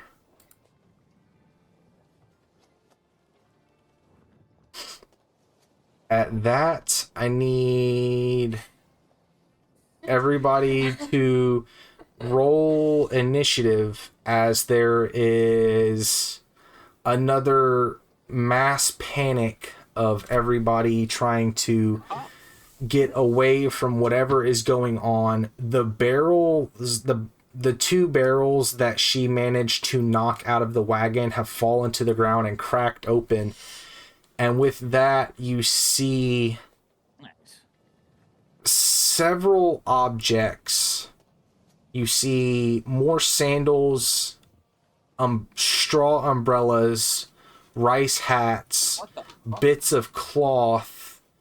You see various bits of clothing and other accessory items seem to come pouring out of the barrels before kind of shaking and shuddering and then popping upright as they start to run off in all different directions, chomping and grabbing at the gathered people, causing a mass panic.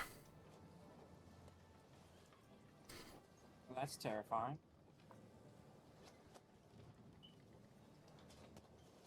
Amana rolled a nat 1, by the way. I saw. She has no idea what the fuck is happening. Trust me, I saw.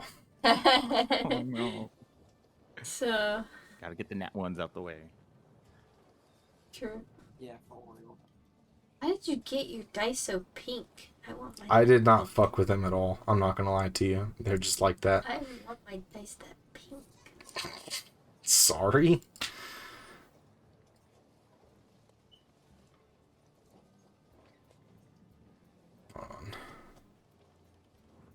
Could be the monitor too. I noticed that that monitor's pretty bright. This one has a way different color grade than the other one. Yes, it does. It's a lot brighter than the other one. It's really annoying, actually. I never know what color stuff is. Really throats me. Alright. So with that, these animated objects start to hold on, I gotta disperse some of these other tokens. Fucking move. I hate that I can't move through walls and other stuff right now. It's pissing me off.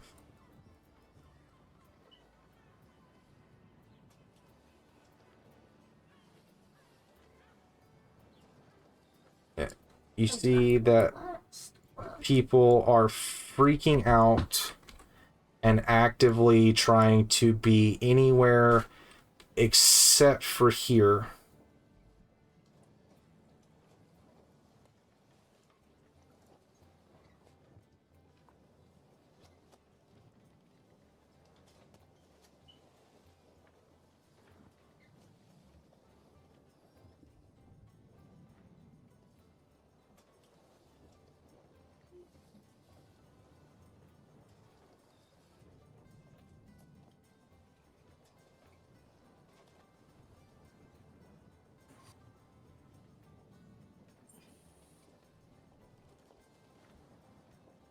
And then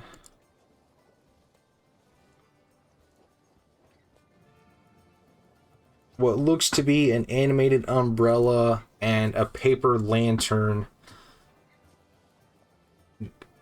kind of spin around, and everybody roll perception in the chaos. It is sight based. I don't think anybody has keen senses.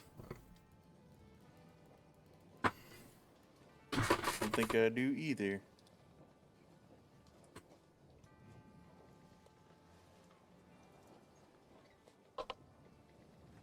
I did bad. 11, Ah. Wrong 5, one. 20, Wrong 25. one. There we go. I mean, you know, Ruby's just kind of here. We don't blame him. He's just kind of here.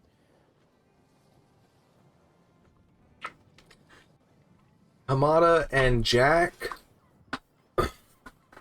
you notice that some of these objects appear to have faces. You see strange, off-colored, slit-pupiled eyes, and then a few of them seem to even have mouths. It looks like one of the umbrellas has some long, kind of venom-esque tongue that comes out and curls around the handle and lashes out at people.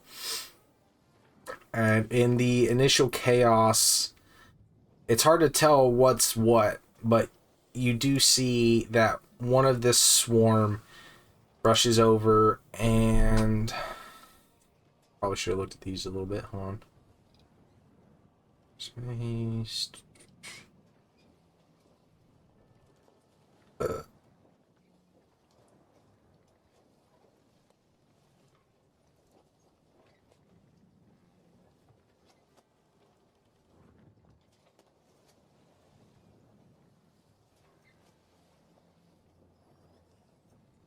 Might have actually missed.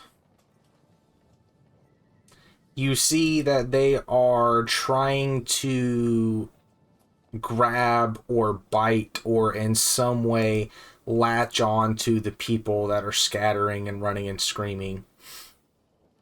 The first one appears to miss.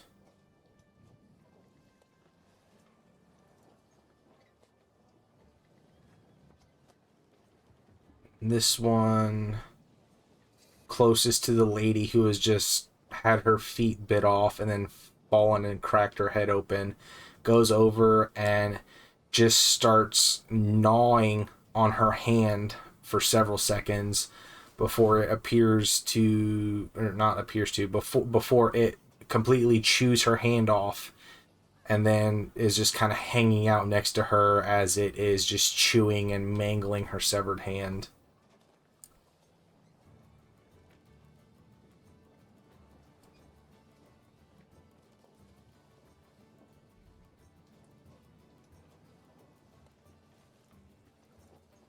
Same. Oh. These things. Okay.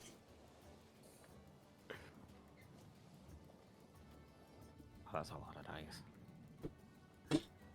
So many. Why did it double roll that?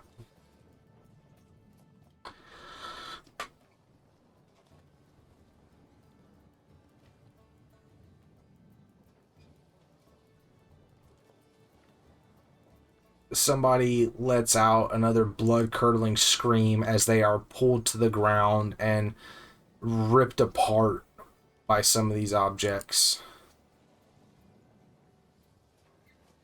As another one runs over one of the lone sandals, and sorry, I gotta move my initiative tracker here.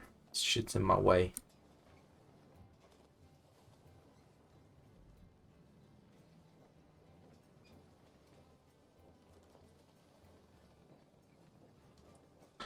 Oh my god. God. It's not I good. mean, These- that person's dead. Yeah, You know these. better them than us. I'm just saying. Yeah, no, Flip. True, true. Flip flop stop. Yeah, oh God. Max Oh, no. damage! These two are Which getting one was that? fucked. You kill that one first. This Get rid of that one. this sandal, instead of going for the foot, launches up and grabs this man at the throat and just rips his throat out as he falls to the ground, screaming and gurgling, before the sandal then moves to his face and starts gnawing on his face. Whoa! Fireball. Holy God! Fireball. Damn. Fireball that one. And then with that, it is Remy's turn. Oh, it's Remy's turn? Oh, hell yeah. Alright. Let's see. You can do it, little dude. Let's see. Let's see. How much is my moves? Wait. Yeah, I'm gonna go right here. Remy's gonna move right there, and he's gonna look at Jack. Jesus Christ! Uh-oh. Sorry, I just saw that you have a 65-foot climbing speed. Yeah, Remy can go, dude. Remy can move. Fucking spider monkey, this one. That's gonna have to come into play at some point. Remy is going to... Spider monkey does whatever a spider monkey does. He's going to attack. He's going to fire an Eldritch Blast at the one in front of him. That flip-flop. That one's dead. This one dead. That one's dead? Okay, okay, he's going to do that one then. Okay. See. Come on, Eldritch Blast. Ah. I'm guessing a 7 doesn't hit. Why do you not have a plus to hit for that? Hold on. Just a moment. Spells.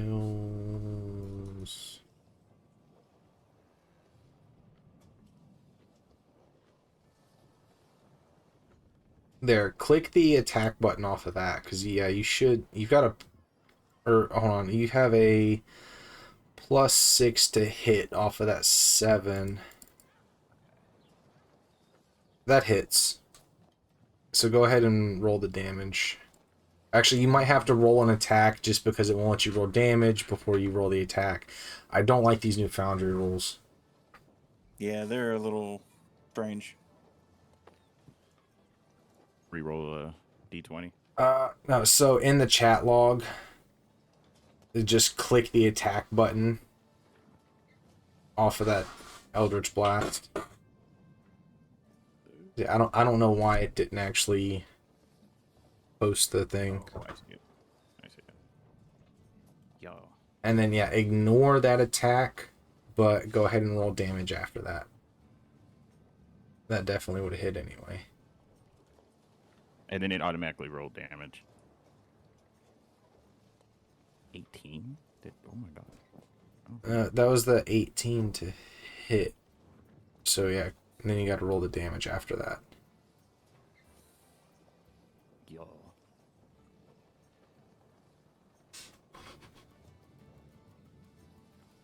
Lame. 2 points. What the fuck? Hold on. The chat log is not updating. Yeah, give me a second. It's updating in reverse. Which is weird. Weird. I've had a lot of problems with the chat log while I've been testing stuff. We might have to refresh after this. Yeah, it's weird. Shouldn't the... Because we're level 6, shouldn't that be 2d10s for Eldritch Blast? Thanks. Un momento. Not 2d10, but you do get to fire a second one. Ah, yeah, that's what it is. I like Eldritch Blast. It's a good spell. Or cantrip. It's very good. It's the fact that it's a cantrip is amazing. Let me know when I should go ahead and quick attack. Go ahead. Yo. After your turn, we're going to go ahead and refresh just so Foundry stops being weird.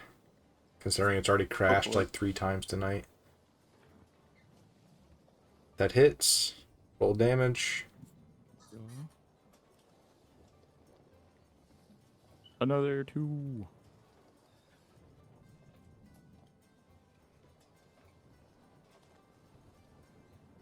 Little tiny. As you come rushing forward and fire off those two blasts, what does Remy's Eldritch Blast look like? Oh, this I've been waiting for this. So Ribby will run up. And you as can he's fire looking- it from your tail. Oh no, this is Ribby fires it from his mouth. Hell yeah. So like Jack, you'll see Remy, and he'll go, "Watch this," and then his cheeks will like kind of expand, and then just a green, like 2 green beams, just go, like just right out of his mouth. It's that. Jack's just gonna. Huh. You know what? That's pretty badass, kid. Just wait until Shiki gives him a shotgun. Oh no! Lucky with a shotgun. I'm afraid of that to happen. We'll give him an RPG. Or noob tube. Please. Give him the noob Please. tube. Just a moment. Features.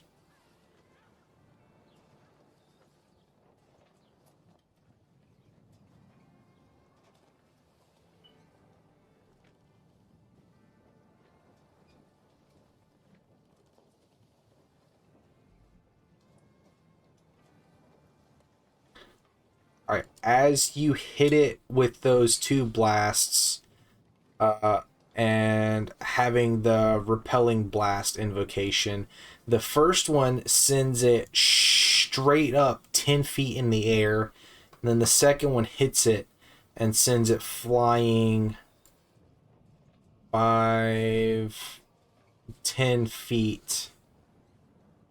And as it comes down, it lands on top of the guy who is already dead on the ground, getting his face chewed on by the other sandal.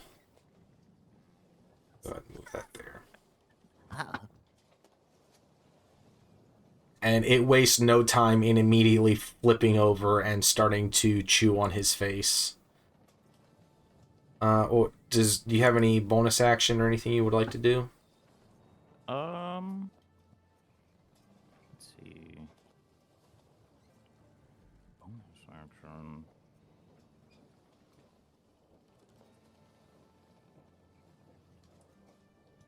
There's no rush on this because I know Foundry can be a bit confusing, especially trying to figure out what all is on your character sheet at first. Yeah. So take your time and look.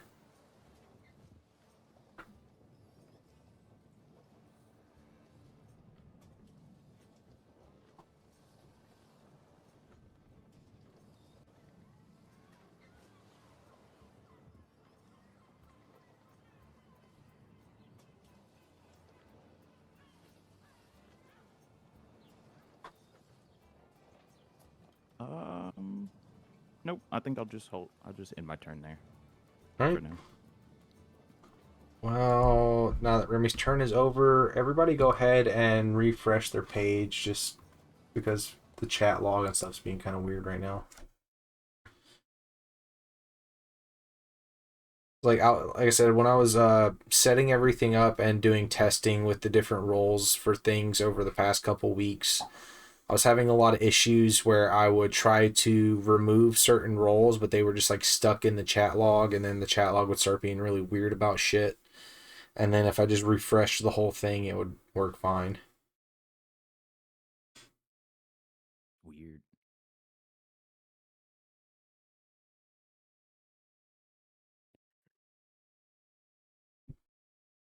Do these creatures speak a language?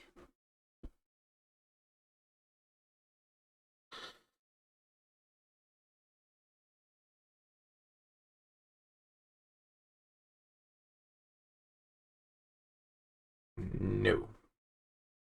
They don't understand language? I mean, you can try. I will try. Like, Hamada doesn't know that, but I'm telling you no. Oh. I'm not a Do they speak a language?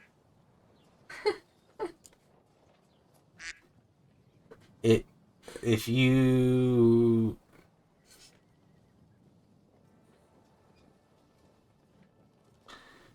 Yeah, if you try to detect thoughts on them, you basically just hear incoherent kind of screaming and jabbering. Hmm. It's not my turn. I was just... Callous bother me. She was just gonna try to talk to him. Why is Sandal so angry?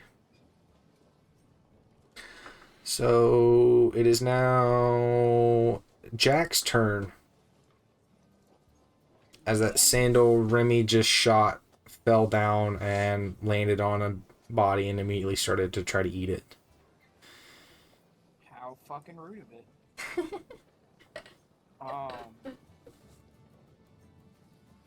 Which one did Remy shoot? This one. I know it's so hard to see them. They're Yeah, no, so there's tiny. There's 4 of them that I can see. Like, I was it's not "Oh." even showing up on the stream window because they're so fucking small. So this one. Alright, Can you scale them up or something? It's fine. They're supposed to be tiny. They're sandals. I know. They're literally the size of a foot. Jack's gonna holster his, Peacemaker, and he's gonna draw his lever action. Okay. Better sighting, you know? And he's gonna try and shoot this fucker.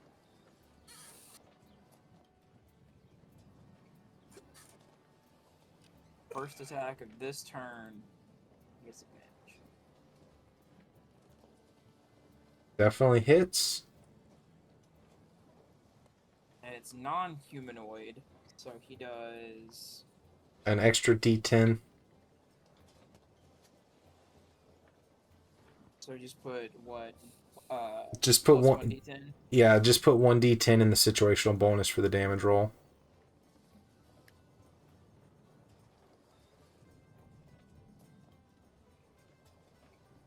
Nice damage. Hell yeah. Oh, Hell yeah.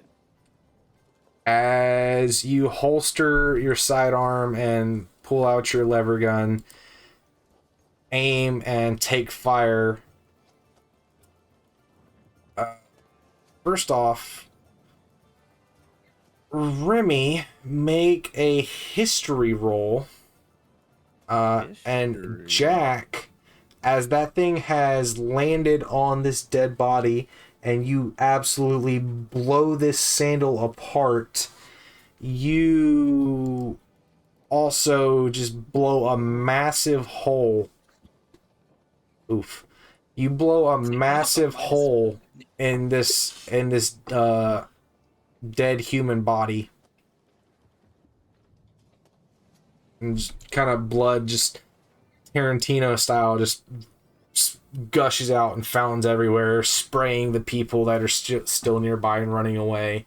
They let out a couple more screams in panic, and the blood splatter seems to catch the attention of some of the other animated objects as they turn and look at this body and seem to kind of focus in on it. And you see a couple of random things kind of make their way over and start gnawing on it.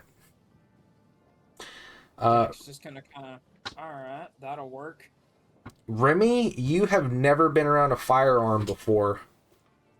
This is the first time that you've seen one in action up close. This is the first time you've heard one.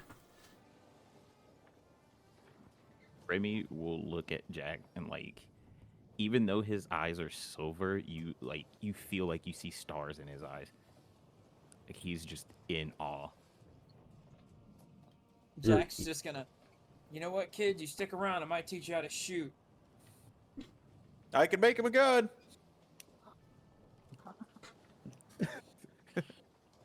Jack's gonna yell back, Shiki, you don't need to make him a gun. Just go pick up that dead idiot's gun. Give him a shotgun.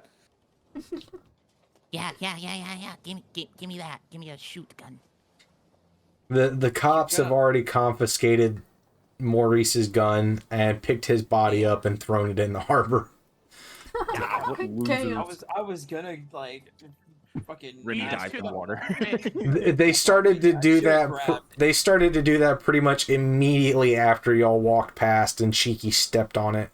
Once they got over just being pissed off and disgusted. All right, second attack. Because I do have an extra attack. Yep. Anyone who is a martial class has 2 attacks right now. I'm gonna aim at the one in front of the one I just killed. This one? Yeah, that one. That little bastard. So they changed the ping control. Now it's just hold left click on a spot and it'll ping. Okay. Oh yeah. Don't think I get.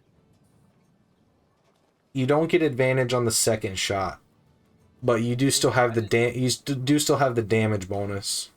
Yeah, I will still get the extra D10 because it's a non-human. Son of a bitch. That's The gun is minus- so fucking overkill for these enemies. The gun is just all, dude.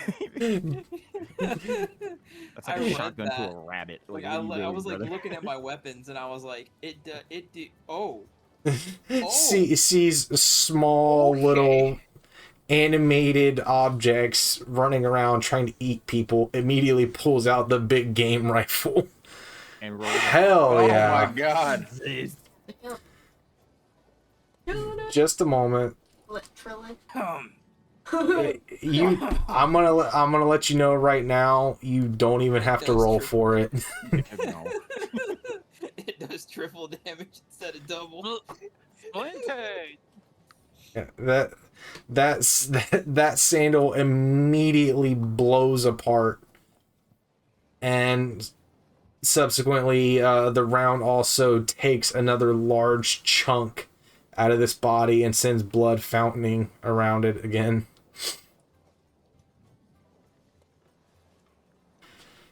It's already a running theme with Jack desecrating the dead. Yeah, well, the dead ain't got no fucking feelings, so. All right, any bonus Everything actions? included.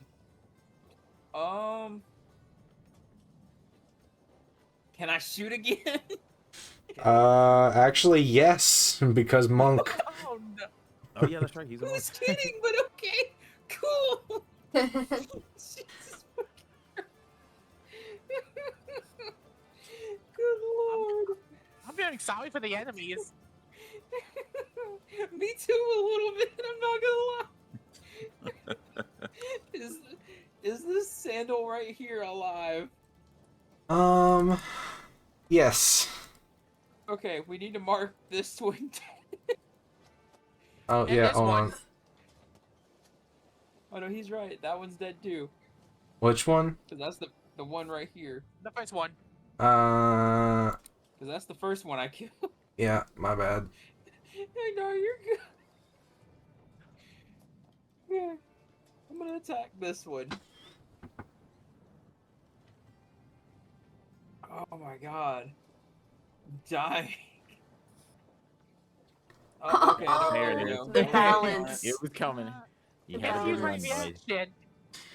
As you go to cock your rifle and bring that lever back up, you can't get the gun back into battery.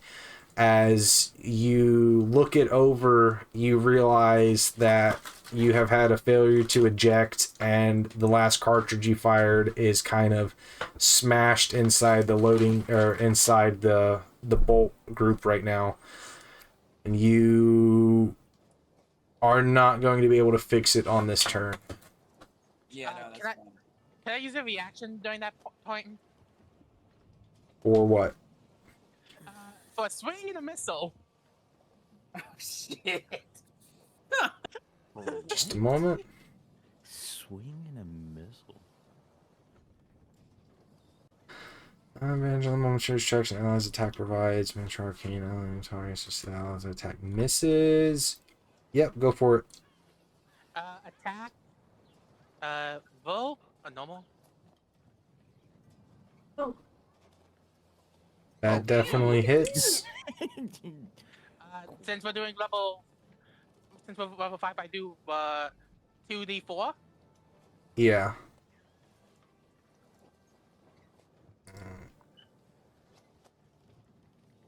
Right. Now, is this one? Good job. Hell yeah. I done killed 3 of these bastards. It's about time somebody else got another one. Hey, look, shut up. I tried. All right. You did your best. You did your All best, right, kid. hang on. Wait a minute. You did your best. What does that swing and a missile look like? What kind of magical form does this attack take? As you notice, Jack's firearm has jammed and he's not able to get off that third shot. I feel like it would just be like a battle swing with a magical ball. Of like a purplish energy.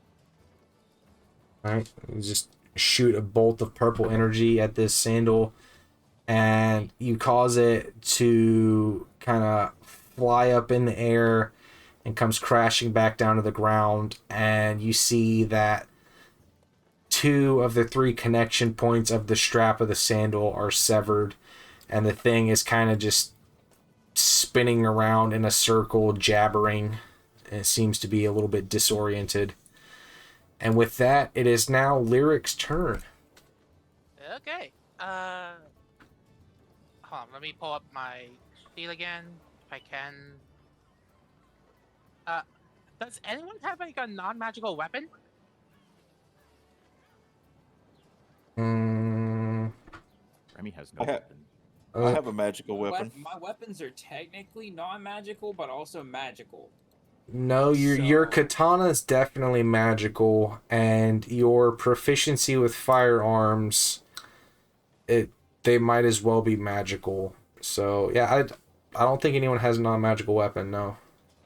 Oh shit! Because I was gonna use my bonus action to make someone's non-magical weapon deal ice damage. That's neat. You know, let's do arcane sparklers on this one.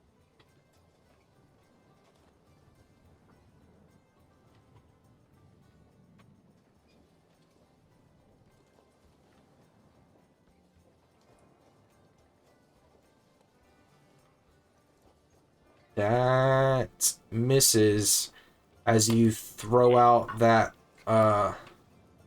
that kind of bolt of arcane energy that takes the form of a firecracker.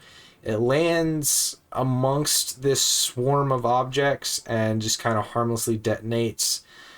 It seems to momentarily draw the attention of a few of them, but they very quickly turn away and start jabbering and trying to pull in different directions, going after some of the people running away. Well, shit. You know, none of us has even moved, so I'm just gonna.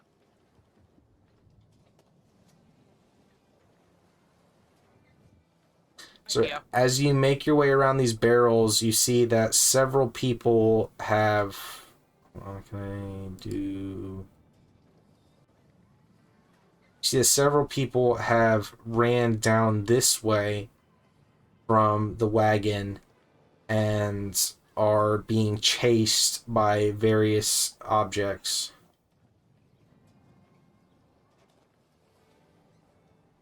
And I guess that's the end of my turn. The swinging missile was a reaction. Arcane Sparkler was an action. I have a bonus action, but that was that the ice thing I was trying to tell you. Okay. Just double checking. Alright, with that... I got one more, but that's when I'm grappled.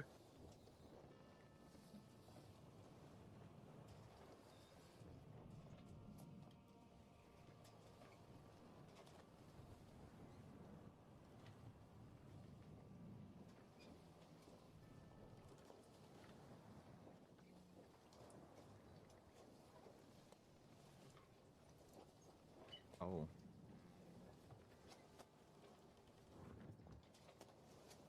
Where the fuck did it go? Why is that so weird? Holy shit.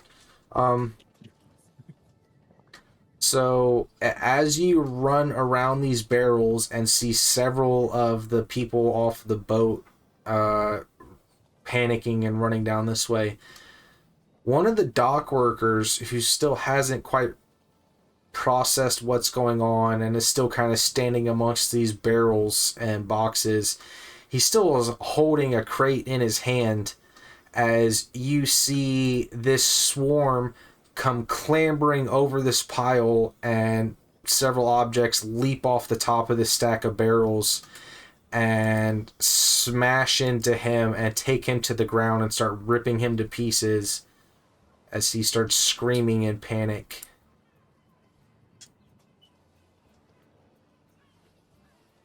It is now Shiki's turn. All right, this is going to be fun. All right, so first, open the character page. Rude. Don't do this to me.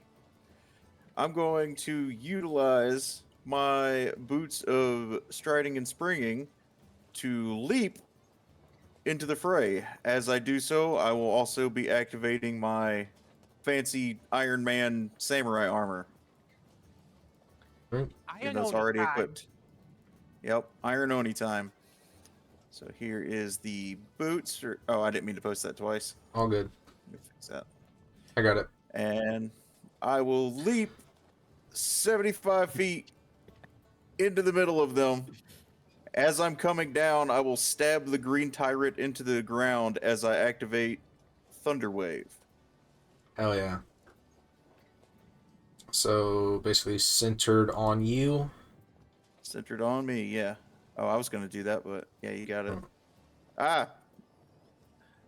Confusion. Hold on. I got this. Maybe. Yeah, it's not letting me delete that one. There we go. There we go. Alright, so boom. I'm going to do this one at a time, just like... Actually, you know what? No, I'm going to have to do it one at a time just to keep track of all of it. That's fine.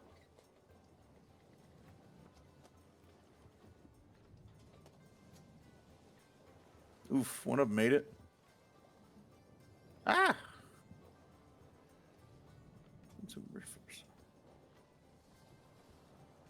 Damn. You're some sturdy thing. What the hell? Oh. Jesus fuck. Well, they're still going to take some damage. One group failed. There we go. We got one. Hey. Go ahead and roll that damage.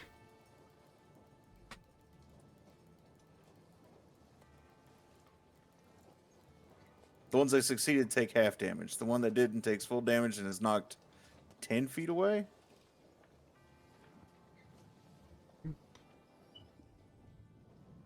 Yep, push 10 feet away. In addition, unsecured objects that are completely within the area of effect are automatically pushed 10 feet away from you by the spell's effect. And the spell emits a thunderous boom audible out to 300 feet. Why are you posting stuff in chat? Who, me? Yeah, Oh, that was you. an accident. My bad. How dare you? Delete it. Already did. You out of the group. Oh, fuck. So as you fly through the air Right and here. slam down that twin blade. Oh, hold on. This little guy's got to make a save. I didn't even see him. He's so wee. What the hell? The shoe. He saved. Oh, That teased me. shoe. God damn. Hold on. So as you slam down into the ground, you see a large group of these things go flying away and kind of smack into these two people that are trying to run away and almost knock them over, but instead just kind of tumble and they slam into this group of barrels here. And you see probably a good 5 or 6 separate sandals come flying up in the air around you.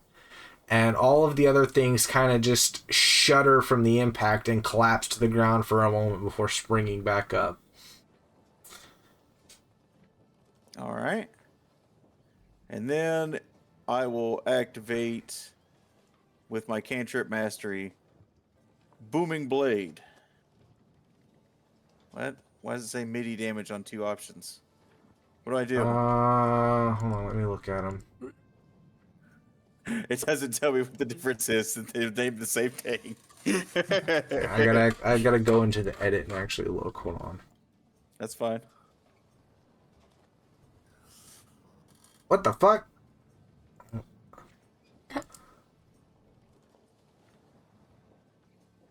Okay.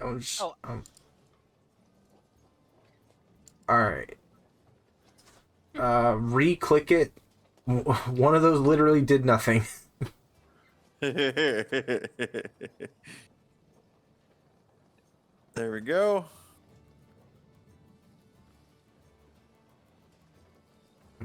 She can go energy. That's our next turn. All right, go ahead and make that attack roll.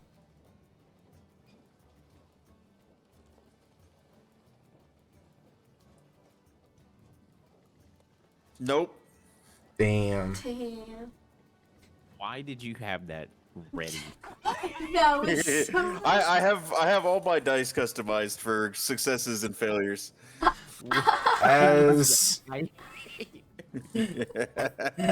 As you pull your blade out of the ground and go to whirl it around and smack one of these animated umbrellas that is kind of bouncing around you, it lashes out with its tongue and grabs the center of the handle of your blade and then kind of starts licking your hand and stops you from fully swinging through with the attack. Hey, stop licking me. You stop that. How the turntables. It'd be like that sometimes. What you get for licking everything in the other campaign. The grandma remembers. The grandma enjoyed it. You shush. Yax The remembers. fucking squeal from Grace. With that, it That is Hamada's that's my turn. Okay. So she has 40 foot of movement. Why did that pop up in the chat log? The closest one. This I can get to. It's like right. Well, there's one right on that spot. Yeah, there's a sandal Yeah. there. Yeah, Oh, there's a the sandal. sandal right there. Yeah, that's the sandal I shot Um, it with my missile. Yeah, there is a piece of a sandal there. Okay. It's not dead. It's small Yeah. enough that she can walk up to it, right? It's a sandal. Okay, yeah, like, I mean, like, yeah, okay, like, in the space with the other things, yeah, okay.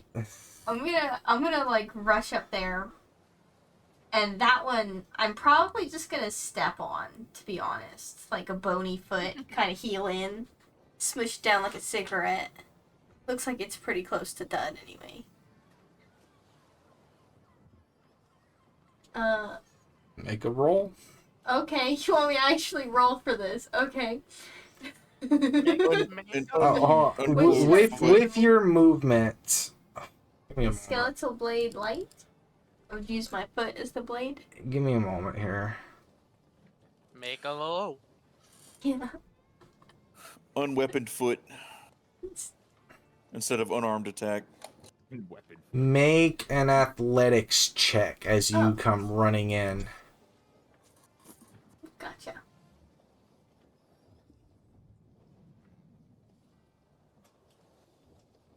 Oh. Yeah, you come charging down the way, and you see this thing kind of. Can I kick it? Oh. Yeah, sure. I wanna kick that like a football. You just come running in and fucking punt this thing as part of your movement, and you hear kind of a as it goes spiraling and flying through the air. And I gotta move your token real quick. Where's this thing in the initiative tracker? As this thing goes flying through the air and hits the ground and kind of clatters and rolls and ends up underneath this other wagon. Cool. This one in front of me, is it possible for me to grab it? One of these little things, since there's like a swarm of them. I want to snag one if possible. Technically, no. Yeah. There What are you are... gonna do? I want to snatch one up. What, so you could just have a carousel? Maybe. You never know. You never Okay. know when you need your umbrella to eat someone's face off. Literally sauce. Okay, I'm gonna try to talk to it in my brain before I attack it. I'm gonna be like, will you be my friend? You I'm might- dead. I think you are very cute, and I would like to have you as a pet. Whatever thing you're talking to, Let's say it's one of the paper lanterns.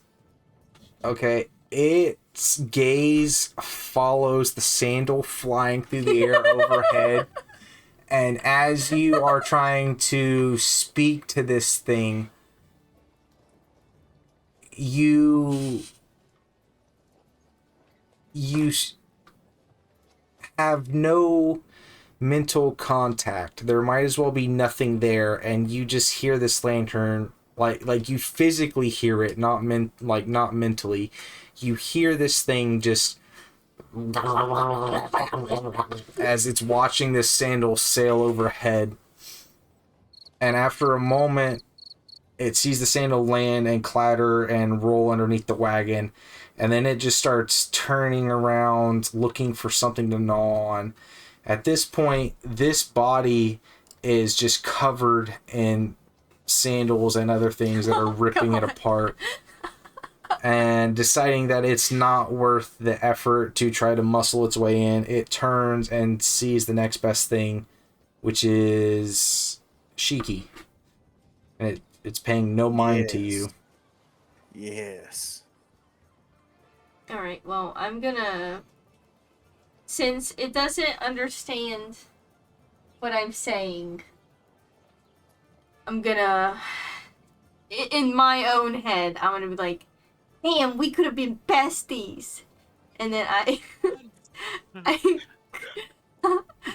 hold out my hands and do, like, basically bone fingers. Like my whole hand turns to bone, and then the fingertips get super sharp, and I'm gonna start, like, trying to, like, basically grab them and squish. Okay. And let's, do the skewer. I'm gonna try to skewer them. Can't skewer.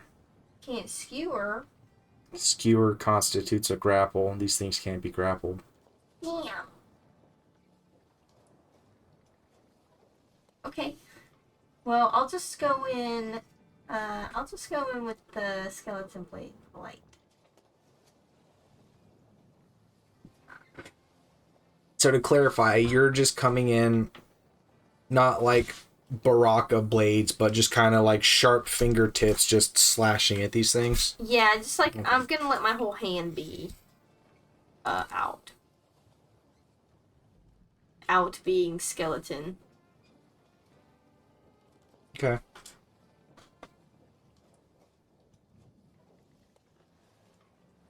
Okay.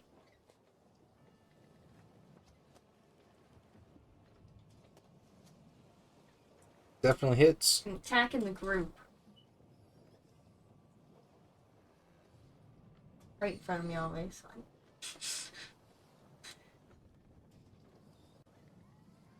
Not bad. And I do that twice, right?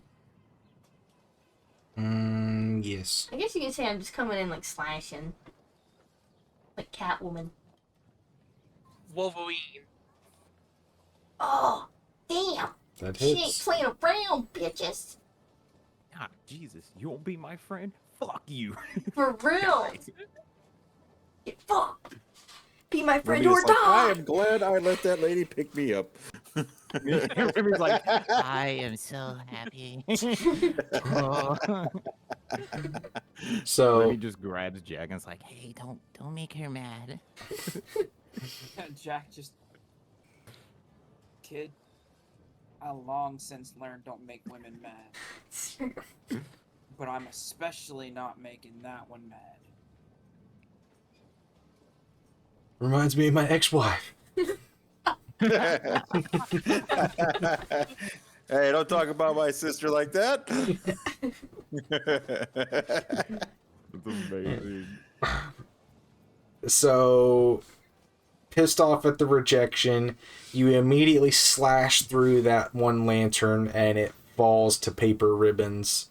And then with your second attack, you slash through a piece of basically like a bolt of silk that is kind of worming its way around, and you shred that up and it stops moving. Going cat lady Yeah, I on was the thing. going to say Catwoman on that shit. Go. And then You hear a roar come from my pocket. go away. Thank you. Was it fucking with you? A little. Fucking Hypnotoad on the screen. Oh, I think that was all. Alright, you got 2 attacks. Any bonus actions? No, I don't think I'm gonna do any bonuses on this. Alright. As you rip apart that lantern and bolt of silk, several of the other surrounding objects kind of turn to you and start jabbering and growling as they make their way over and start to try to swarm and overtake you. Let's go, bring it, bitches. Little did you know I'm already dead, bitch. Miss. Well, that definitely fucking misses. Keep taunting them, guys. Yes, they pissed me off. I wanted to be their friend. They were very cute. Could have just had a swarm of those. And then, Shiki, as you are trying to fight the handle of your twin blade out of the grasp of the tongue of one of these animated umbrellas, you feel something clanking against your leg. oh, No, you don't. I just step on it and get off of me.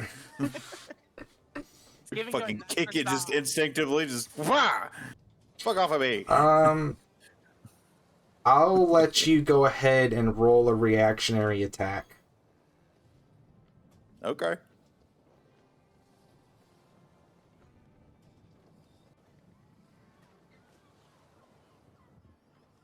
Do you not just have an unarmed strike? I do, but this is funnier. I just put my hand backwards and blow it away. Get off of me. That definitely hits, and yeah, this thing is low enough you don't even have to roll the damage. You can anyway. Too late. Just vaporize it. Get off of me.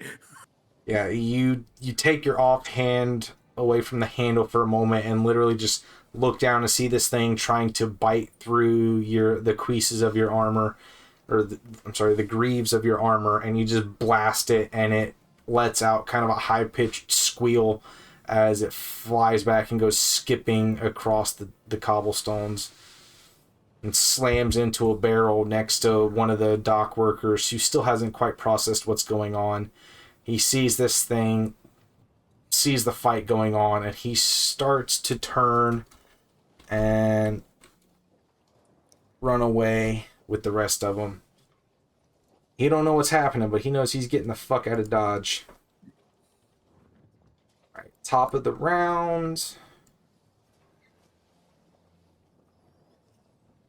This entire time, since the initial outbreak of chaos, Jack, you have noticed this giant draft horse next to you rearing and bucking and screaming in terror. The wagon head has finally managed to undo its tack, and it wastes no time in getting the fuck out of that wagon yoke and starting to haul ass up the dock, trying kind of like juking and weaving and going around people and trampling over stuff, getting away from whatever's going on. And as soon as that happens, the wagon head is also getting the fuck out of there.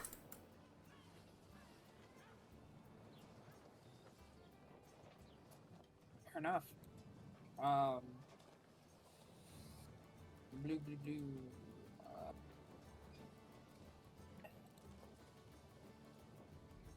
Hmm.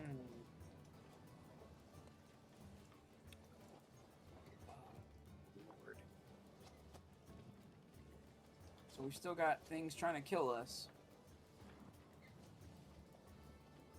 Just not as many as we did. Four enemies left. This one down here. This one. This one. Yeah, it looks like about 4.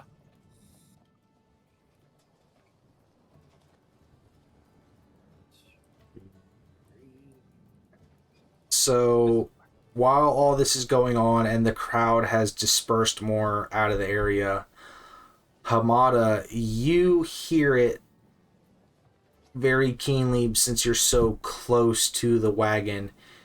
You hear kind of a low rumbling and the sound of wood and metal creaking. Shiki, you're the second to hear it, and then Jack and Remy, you more see the wagon shuddering versus hear what's happening.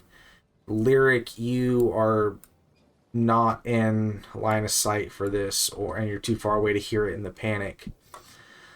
But suddenly, several of the larger barrels on the wagon explode, and Hamada, you see pieces of kind of decorative ceremonial samurai armor, but too large for a human, more for a blue oni or some other larger yokai race. You see several pieces go flying up into the air before kind of swirling around and assembling into this form of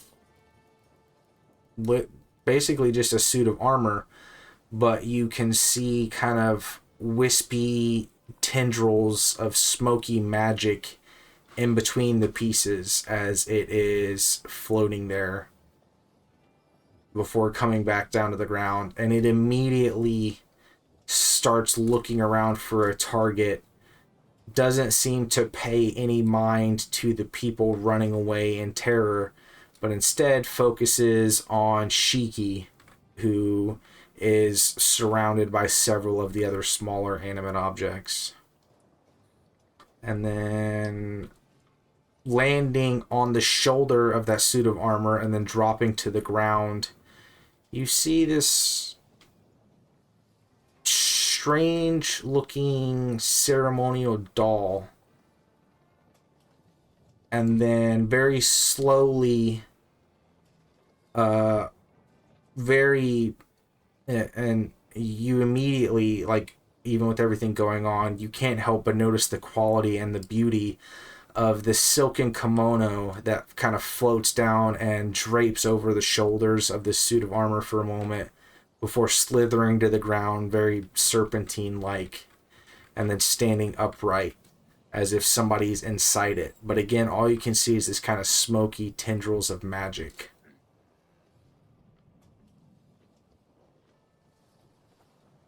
Wonderful. Sounds fucking terrifying.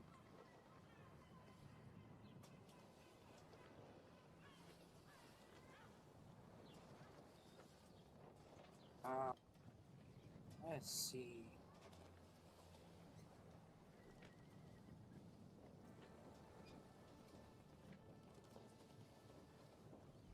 Oh, where are they? Oh, okay, there they are. Oh, this is gonna be fun. I have to clean up this initiative tracker. Too many dead sandals. A lot of dead sandals. All the dead sandals. Jack is gonna shoot this thing right here. Alright. You can do that on your turn.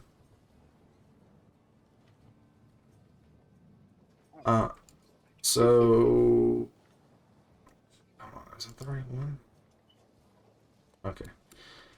So, this swarm of objects that Shiki blasted back into the barrels scrambles back upright, and rather than immediately heading back after Shiki, it sees one of these immigrants trying to run away and immediately starts chasing after it and trying to take it down.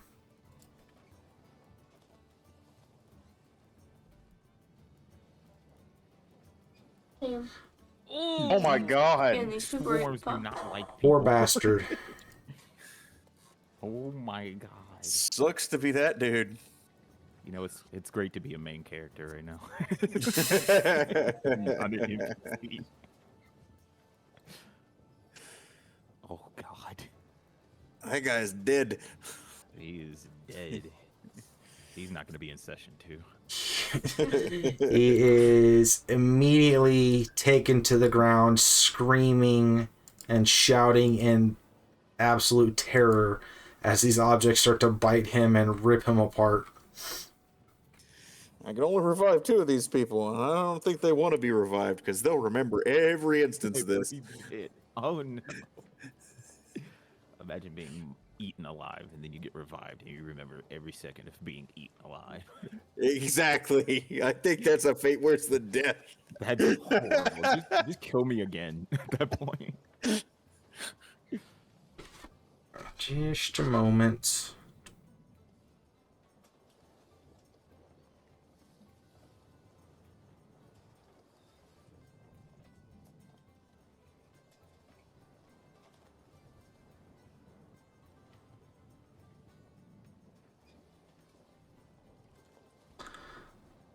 All right, Hamada, Yes. you notice the kimono, and the kimono notices you, and you immediately feel a sharp, hateful presence trying to rip its way through your mind. Better watch out, I might let it. Why has this got limited usage? Hold on. Oh, that's got usage. I make intelligence save. Yes.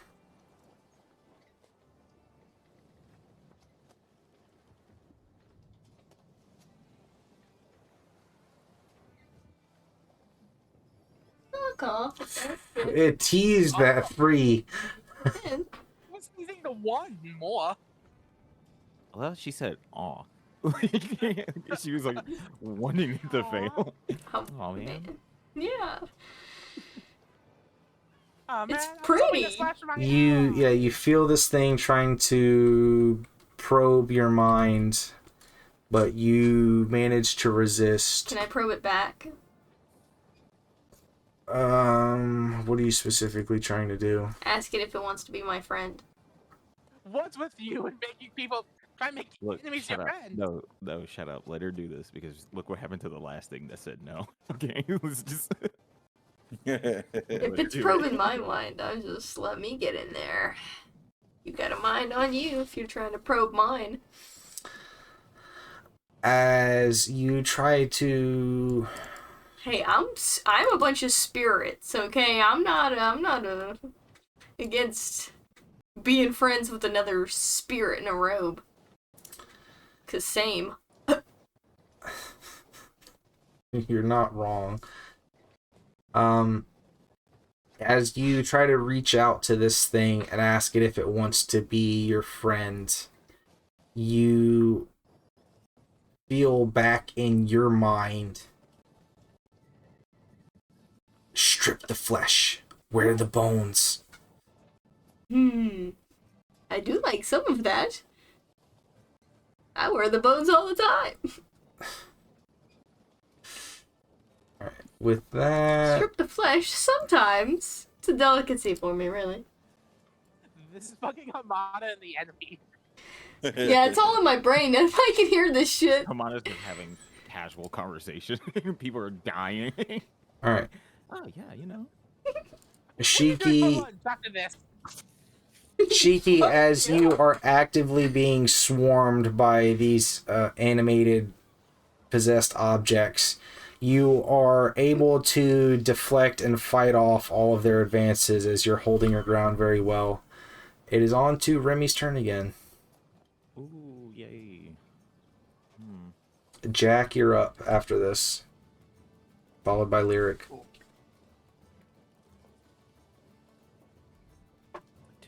What to do.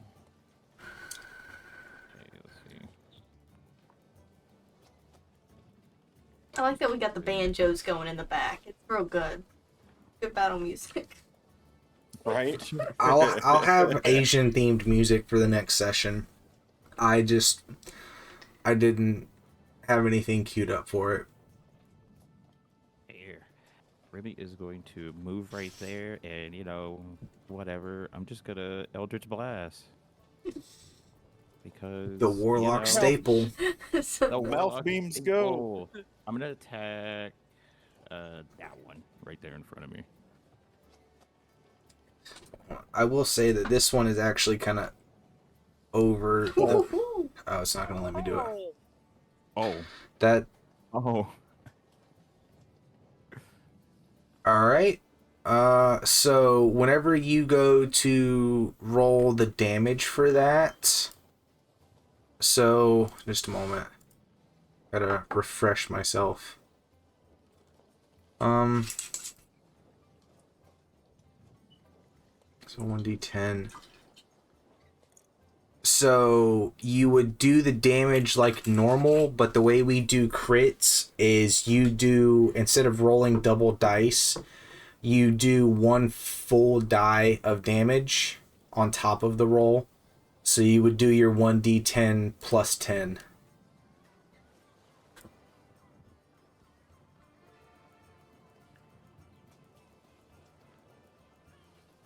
I think it already does that. You should be able to just click the damage and then add it in the bonus. Oh. Oh, so... Oh, wait. It looked like it just added it already did the 1d10 plus 10. It did, because Foundry finally made it to where I can do that. So it's an option I had to go in and tweak. I just forgot about it. Alright. As you send out that green beam of energy from your mouth, accompanied by a monkey screech, you blast all of these various objects off of this dead body that they were ripping apart. At the same time, you completely destroy a couple of these barrels and send barrel staves and metal rings flying through the air like shrapnel. A couple of the objects fly up in the air and they come tumbling back to the ground. They seem to be kind of dazed and disoriented before they start to kind of regain their upright and look around for another target, already forgetting about the dead body that they were just ripping apart and chewing on. Nice. Losers. Well, I'm gonna do a second shot. Is that target still alive? Yes. You've destroyed several of them at this point, but there's still a few of them that are moving and chomping around. Okay. Yeah. I'm gonna fire my second shot at that same one. Yo. No fucking way, dude. Hey. What Remy- the? Remy saw his newest friend Hamada go in and was like, "Me too." Real. Wait a minute. I did. Damn, those O's too, I'm just dude. a little monkey, man. It's a good thing. He's just good a thing I'm not monkey. looking there yet. A monkey. Salty knows those feels. Yep. Except Like, that does, like, a little once. backflip. Fuck you. Zevin's dead. Damn! He's the main character. Your DMPC can't be the main character. He's the That's main like bad cheating. character. That's like cheating. Lore-wise. Alright, yeah, with that second beam that fires out, you full on incinerate the couple of objects that are starting to reorient themselves. And at the same time, that energy travels through and blows apart another barrel, sending more shrapnel flying. I don't have anything for bonus action. I don't think anybody's taken a hit yet. No. Uh, But I was gonna no. say, besides, what about Shiki? Didn't he take some damage? A little bit? Nope. No. Nope. Yeah, no They one has tried to taken a bite hit. me and I blew them away. Yeah, so I'll just. The only Stay where I'm person, at. the only person that's damaged is Jack, and he's practically at full health. He's only missing a couple of points. Yeah. I was gonna Yeah, say I I'll thought he just- took 6 points of damage and I healed 6 points of damage. He took 9, and you healed 6. So he's well, I he's healed most of it. yeah, he's 3 away from max. Like his arm is sore. That's pretty much it. Like he's not hurting. Remy will just stay where he is, clapping his hands and doing a little monkey flip. Nice. What's pretty crazy is a normal, common person, 3 HP would be like they're dead. For him, it's just like, my arm's a little sore. Isn't that crazy? These commoners have 4 health. Yeah, that's what I'm saying. You're fucking on their Jack is deathbed. just like, I think I overstretched my arm. Yeah. Got shot. Oh well. Just paper cuts. That's just a flesh wound. Tis but a flesh wound. It is Jack's turn. Lyric, you're up next. Oh. Alright, so we have one, 2, 3, 4, 5, 6 enemies left. Big baddies. Yeah. You got these 3 enemies right here. Alright. The yeah, three got swarms and the 3 big ones. Jack's gonna move here. Sees the destruction that Monkey Man caused. As he passes Remy, he's gonna pat him on the shoulder and good job, kid. He's just happy. He's just happy to be here. Remy's having And too then- much. He's like the wind-up monkey with the cymbals right now. Yeah. He's gonna shoot this one.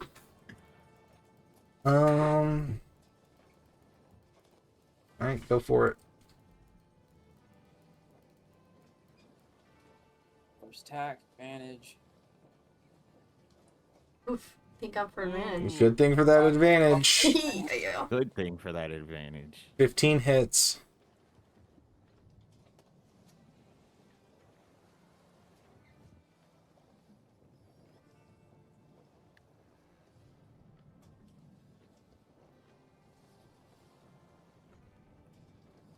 Good lord.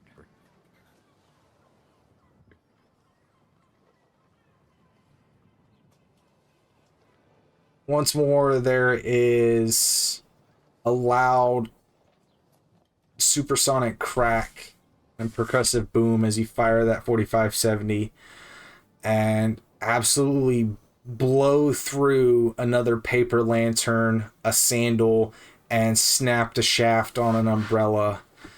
And it seems like there are only 1 or 2 objects still kind of wiggling and moving around in this space.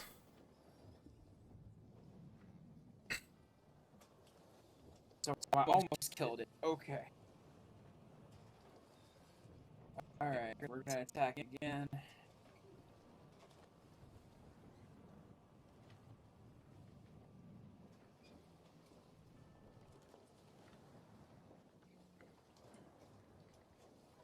Does a 13 hit?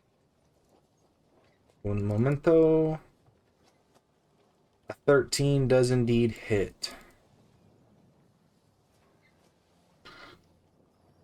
Pretty sure I don't need to do this, but we're gonna do it anyways. Max damage. I wish that would be great. Yep, you absolutely blow apart the last few objects, the last one or two, just kind of go flying off into tatters and splinters. Hamada, you had already kind of turned your focus on the robe that was trying to invade your mind. You don't even really notice this stuff at your feet getting blown apart. You're just really focused on how pretty this kimono is.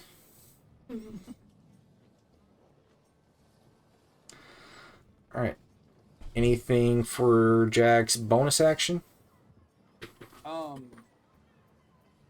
What would I need to roll to like see if there is something wrong with Hamada? Like physically or mentally?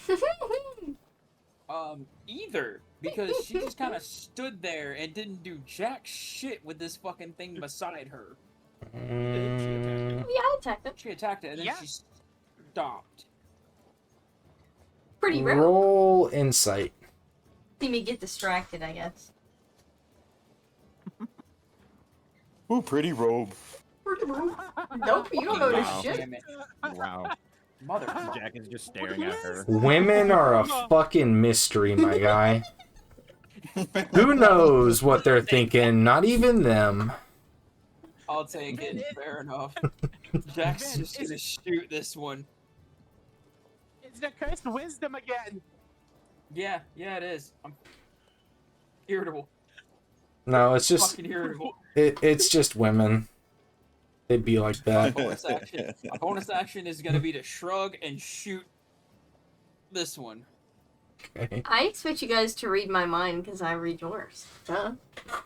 And all of my conversations are with other things' brains, so if I don't want you to hear it, you don't hear it. Let's go. Oh, look, there's an IP you could use for that wisdom. Nope. The story said no. And a couple more levels, that 19 could be a crit. Go ahead and roll damage. Spoiler alert, the final boss is a woman and Jack just shits his pants.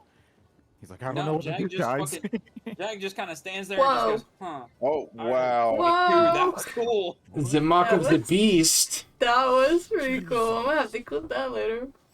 That was pretty bad. I loved that. That was great. Demonic numbers. Once again, that heavy caliber of your lever action rips through several objects at once.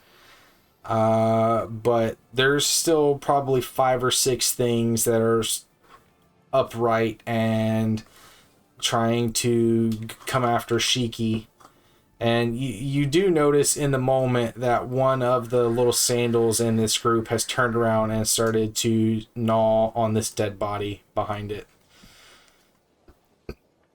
With that, That's good. it is Lyric's turn. Doop, doop, doop. Can I sneak past these guys? In the moment, since everybody's panicking and rushing, let me move this one out of the way. You can move through there, but it's gonna count as difficult terrain. So that was, hold on. I was right here. Yeah, so 5, 10, 15, 25, 30. No, I'm good right here. Okay. So yeah, it's essentially difficult terrain because you're pushing against the crowd. Yeah. Can I see this? Can I see him? Yes. Okay. I am gonna cast. You know, is there any more human bodies nearby me? Besides, is he dead? This one? Looks like it. Okay. Hold on. Either him or the sandal is dead. I can't remember which. I'm gonna cast brimstone. Both of the. Oh wait, no, this guy's alive. That is a dead sandal. Oh, there's this. Oh yeah, I forgot. The sandal got tossed over to my cheeky. Yeah, so this guy's alive. This one's obviously dead. Okay. I'm I'm gonna cast Brimstone on the paracel. Go for it. I don't know. I got like 3 different things I could use.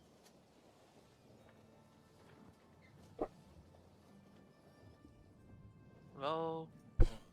Oh, hold on. Oh no, I think I did it wrong. Hold on. Conjure chunk of silver and falls to the ground. Apply the range. Save, take 2d bludgeoning damage.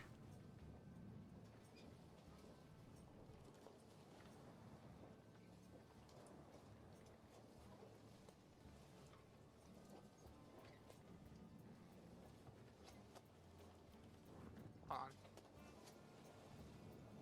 on. Okay. You control a hunk of sulfuric brimstone that manifests into the air. I just then read it. falls into the... Okay. So you're conjuring it right above this thing? And just like dropping it Yeah. on top? Yeah.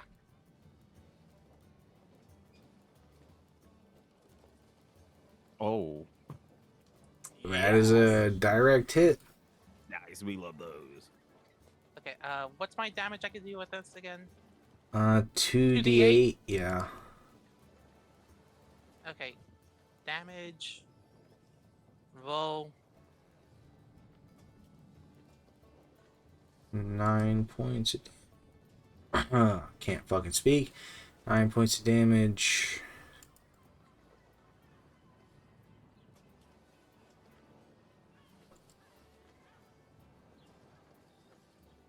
Alright. You conjure that magical chunk of fiery rock in the air, and it crashes down and smashes this crab box right here, and several of the objects. A few of them kind of scurry out of the way and regroup before turning around and looking for something to try to attack.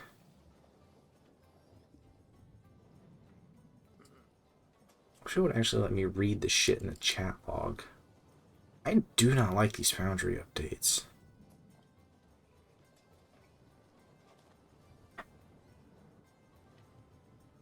What? And What- starts this trial. what else can I do? Save or take 1d fire damage. Do. You could do.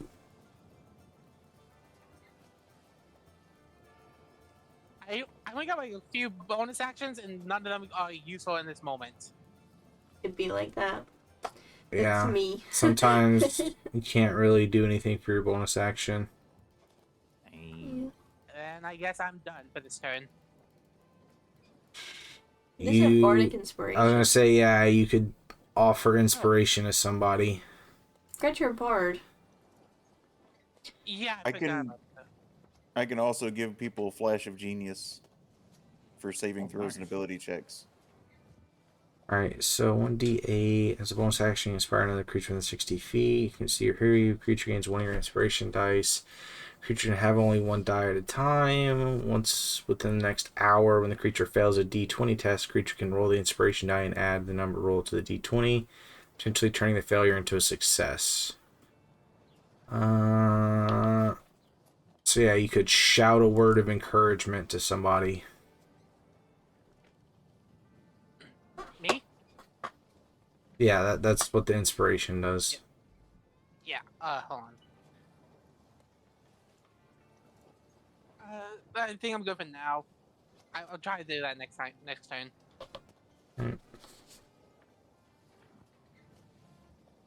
Forgot about the creepy doll. Everyone forgets about the creepy doll until it's at the foot of their bed with a knife. True. Annabelle. Chucky. A lot of movies like that.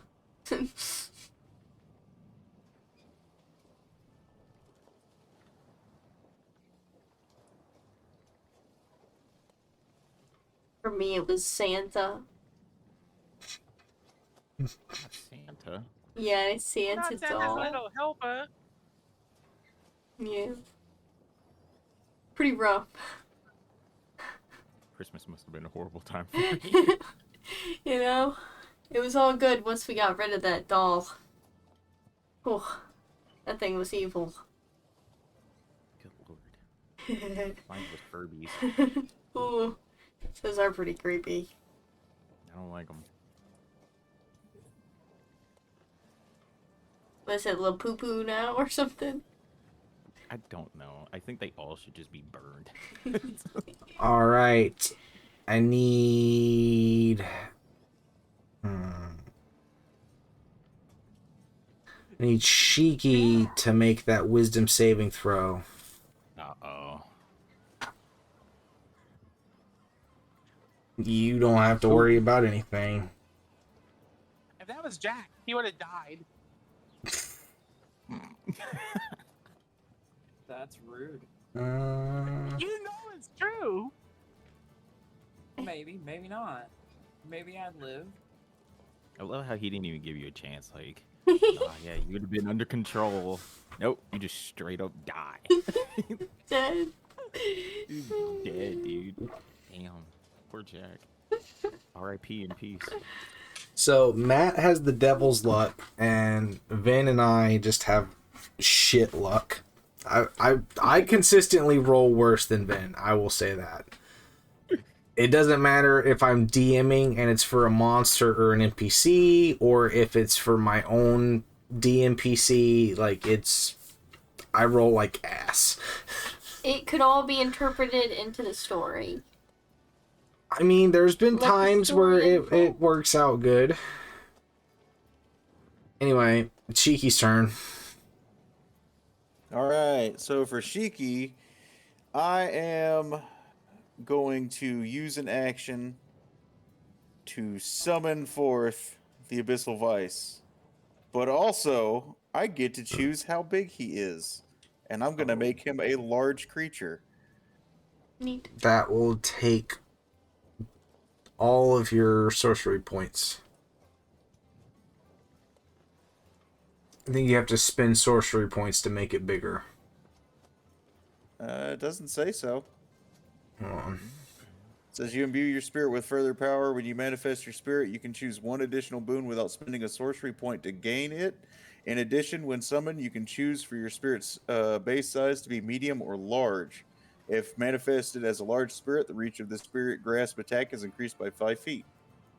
Hold on. It's a thing in here. 18th level spirit caller. God damn. I'm essentially Iron Man, Batman with a JoJo stand. Oh my god. Pew, pew, Yeah. do-do-do-do-do-do-do. Yeah, it's wild as shit. We love Purposefully made JoJo's. this too. We love JoJo's. Hold on. It was one of those things.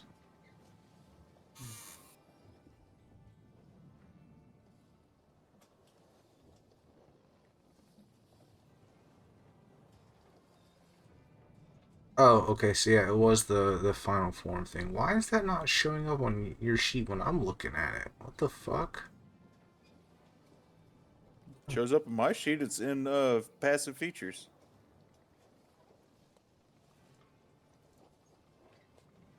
What in the hell? Hold on.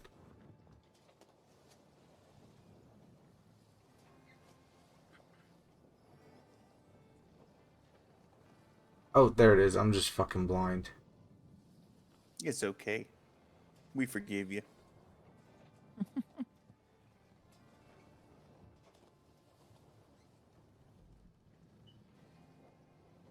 Oh, okay, yeah. There was another thing that was... It was before that, but I guess that doesn't matter. Alright. Just a moment. Oh, Hold he on. disappeared. I got to make large. Make him big boy. Large.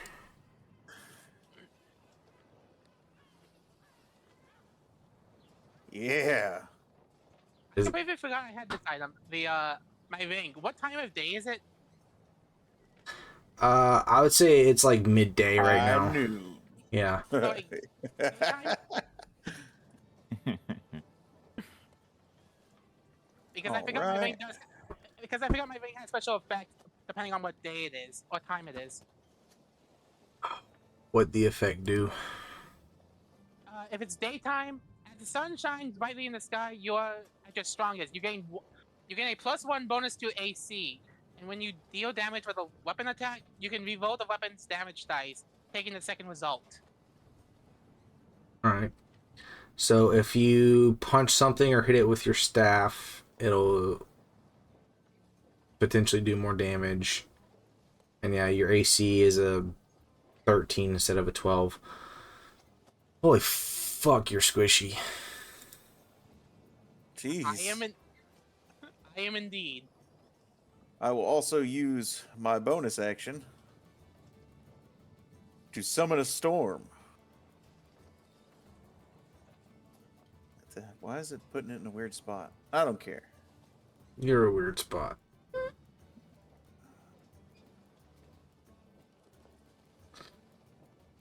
I'm gonna have to fucking figure out why it's not posting the full item descriptions in the chat log.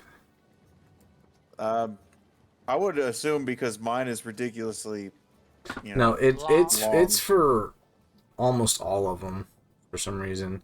Like I said, I don't like these new Foundry updates. Yeah, they seem kind of lackluster. Flourish in this weapon, in a bonus action to whip up a tornado, 5-foot diameter, 30-foot high cylinder, rushing air and crackling lightning center on a point within 60 feet. Lasts for 1 minute. Each creature that enters the area for the first time on a turn starts its turn there must make a strength save. I forgot how to word. On a failure, creature is thrown 10 feet in random direction, landing prone, taking 1d8 bludgeoning, 1d8 lightning. Bonus action turn, move, tornado. Okay.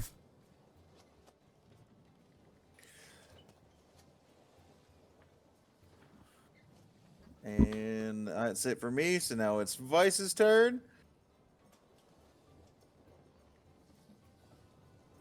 I gotta see what he can do.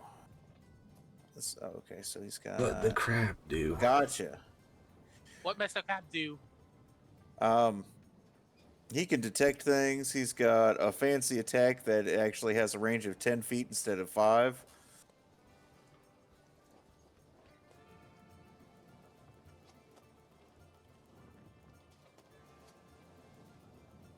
It's funny that the armor failed the strength save, but the robe beat it. Fitting. Did strength save? Yeah. It's Okay, very never mind. strong silk. It's stuck underneath a cart just enough for it to not get whipped away. Alright, just a moment. Abyssal is going to begin his violent assault on this pumpkin back here. Don't. And he's got use- multi-attack. So he makes a number of attacks equal to half your proficiency bonus rounded down. So that'd still be 2 attacks or 1 attack? Because proficiency is only 3. Just a moment. Hold on. You could also target that brimstone I passed it there too, if you wanted to. Isn't it this one that you threw it on? Yeah. Yeah, that's the one I'm targeting anyway. No, I'm saying like you can attack the brimstone itself. Oh, I didn't know I could attack the brimstone itself. Yeah, the It, brimstone can be destroyed. It has an AC of 8 with 12 HP. Ooh. it explodes and damages everything around it.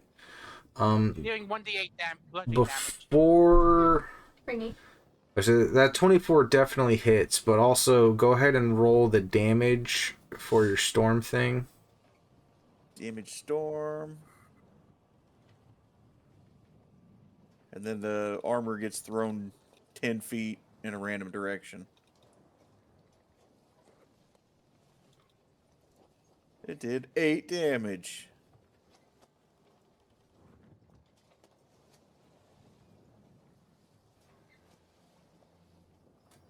So Up is also a direction.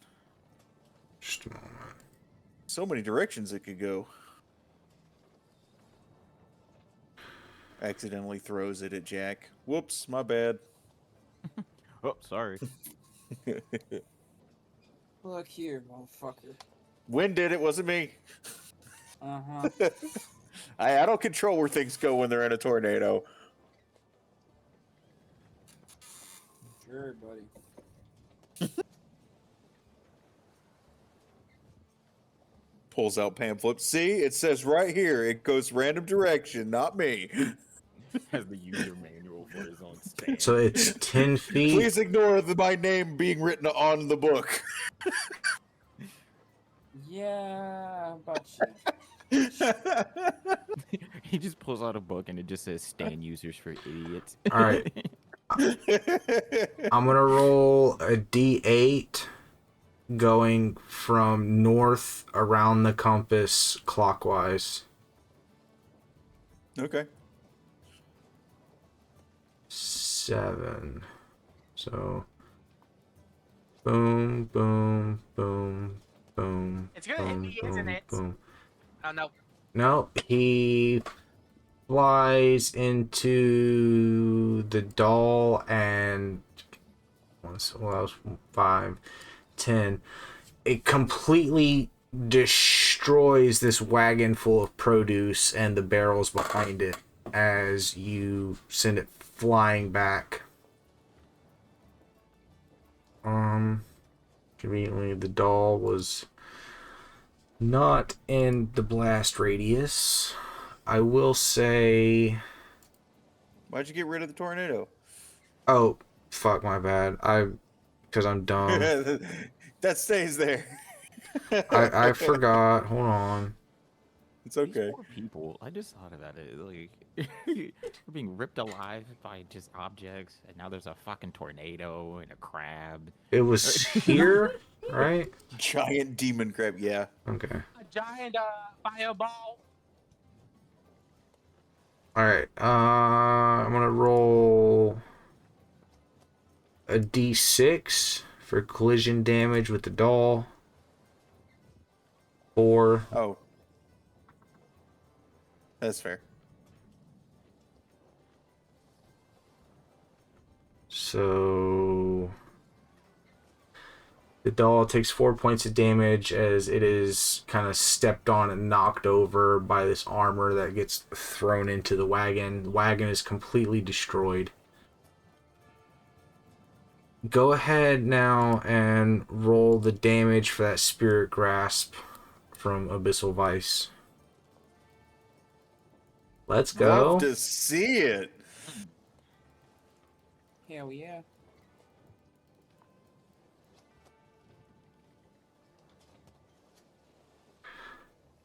So Straight 11 damage. upon immediately... What? Hey. Stop it. Upon immediately popping out of non-existence next to Shiki, I'd say everyone except for Hamada, because she's distracted by this pretty kimono. Remy, Jack, Lyric, you all see this giant armored crab centurion looking thing appear out of nothing and then just rip apart these last couple of animate objects underneath the spot where Lyric summoned the brimstone, which is now kind of floating about 5 feet in the air, just hovering in that spot. Jack, you've seen this thing before. Remy and Lyric, you definitely have not. What the fuck is that thing? Holy crap, it's cool.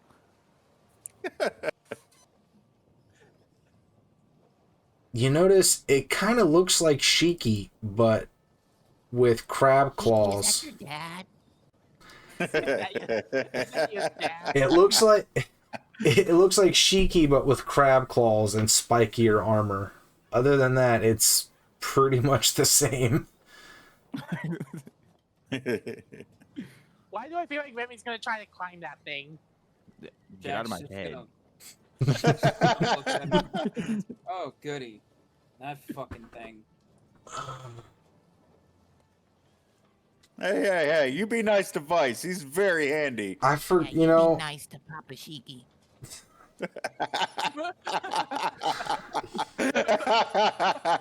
Combat attacks are or combo attacks are a thing. There's literally one called the Ally Launcher, which is what you think. It's the fastball special. So, Oh my God, so that's a bully. speaking of that, can I use my other attack with Abyssal Vice to throw the brimstone at the armor? It's just sitting there. Ooh.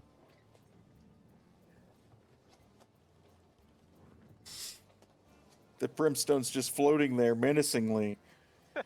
It needs to be Waiting to be thrown. tossed. Yeah.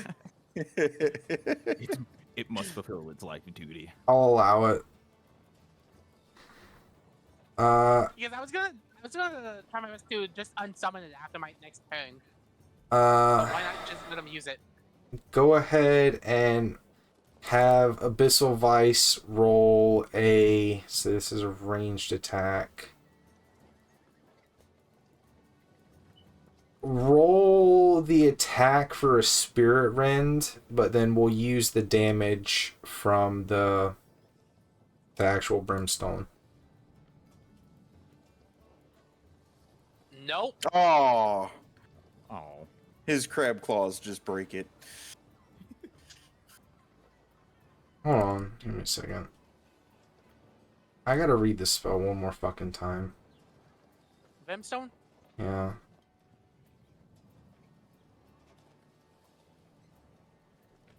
Eat.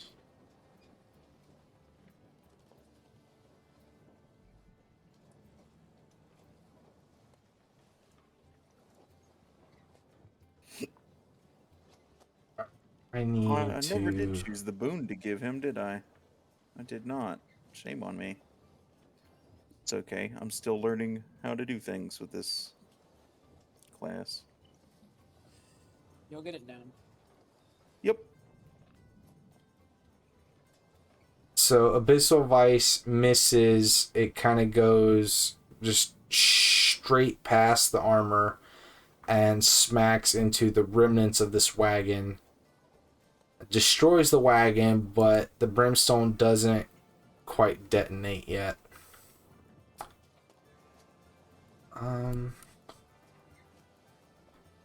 Trying to see what boons I can give my thing. Just a moment. It might be something I can look at.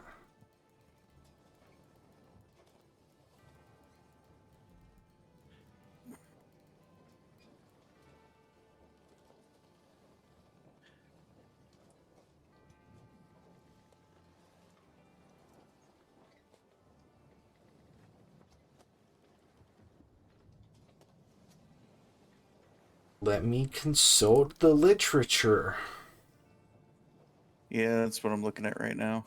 The Google Doc.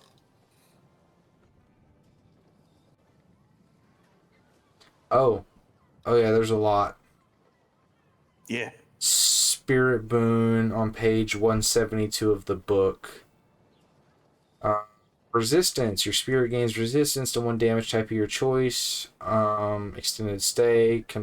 Maximum amount of time your spirit can remain manifest increases by 10 minutes. You've already done the enlarge.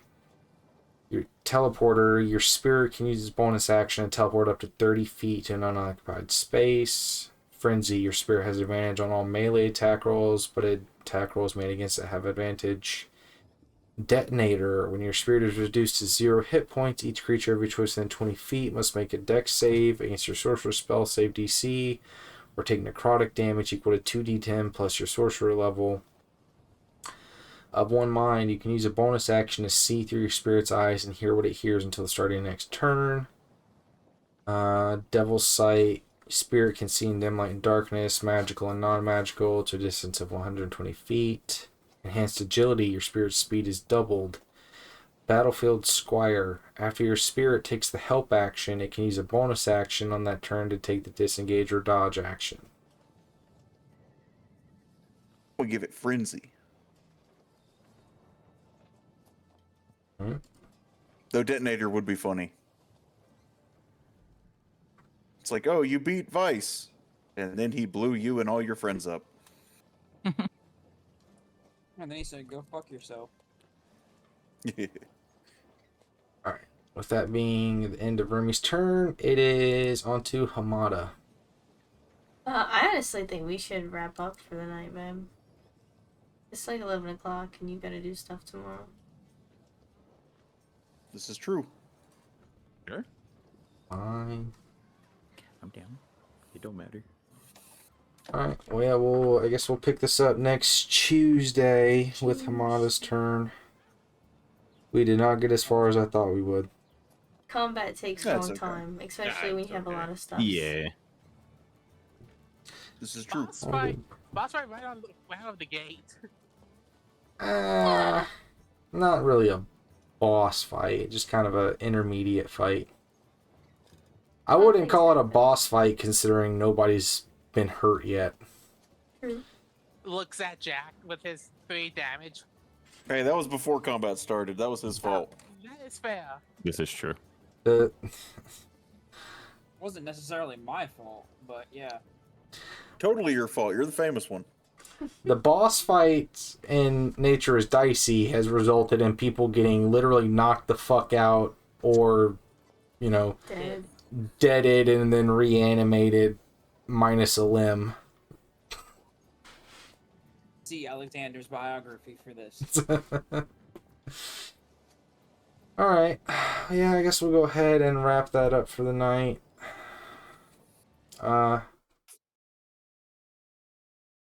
Thanks for hanging out, guys. Yep, It was absolutely. fun. Anybody hanging out in chat? Love ya. I did not look at chat this entire time. I did not even have it pulled up. I need a third. I need a third monitor for this. Honestly, I'm not used to doing D&D with only 2 monitors. Takes up a lot of screen space. Anyway, I got a lot of shit to do tomorrow. I don't know what I've got going on after like 1 p.m. I'll just have to wait and see. I might be live tomorrow with some games. Anyway, thanks for hanging out, y'all. Have a good night. Bye-bye. Bye, y'all.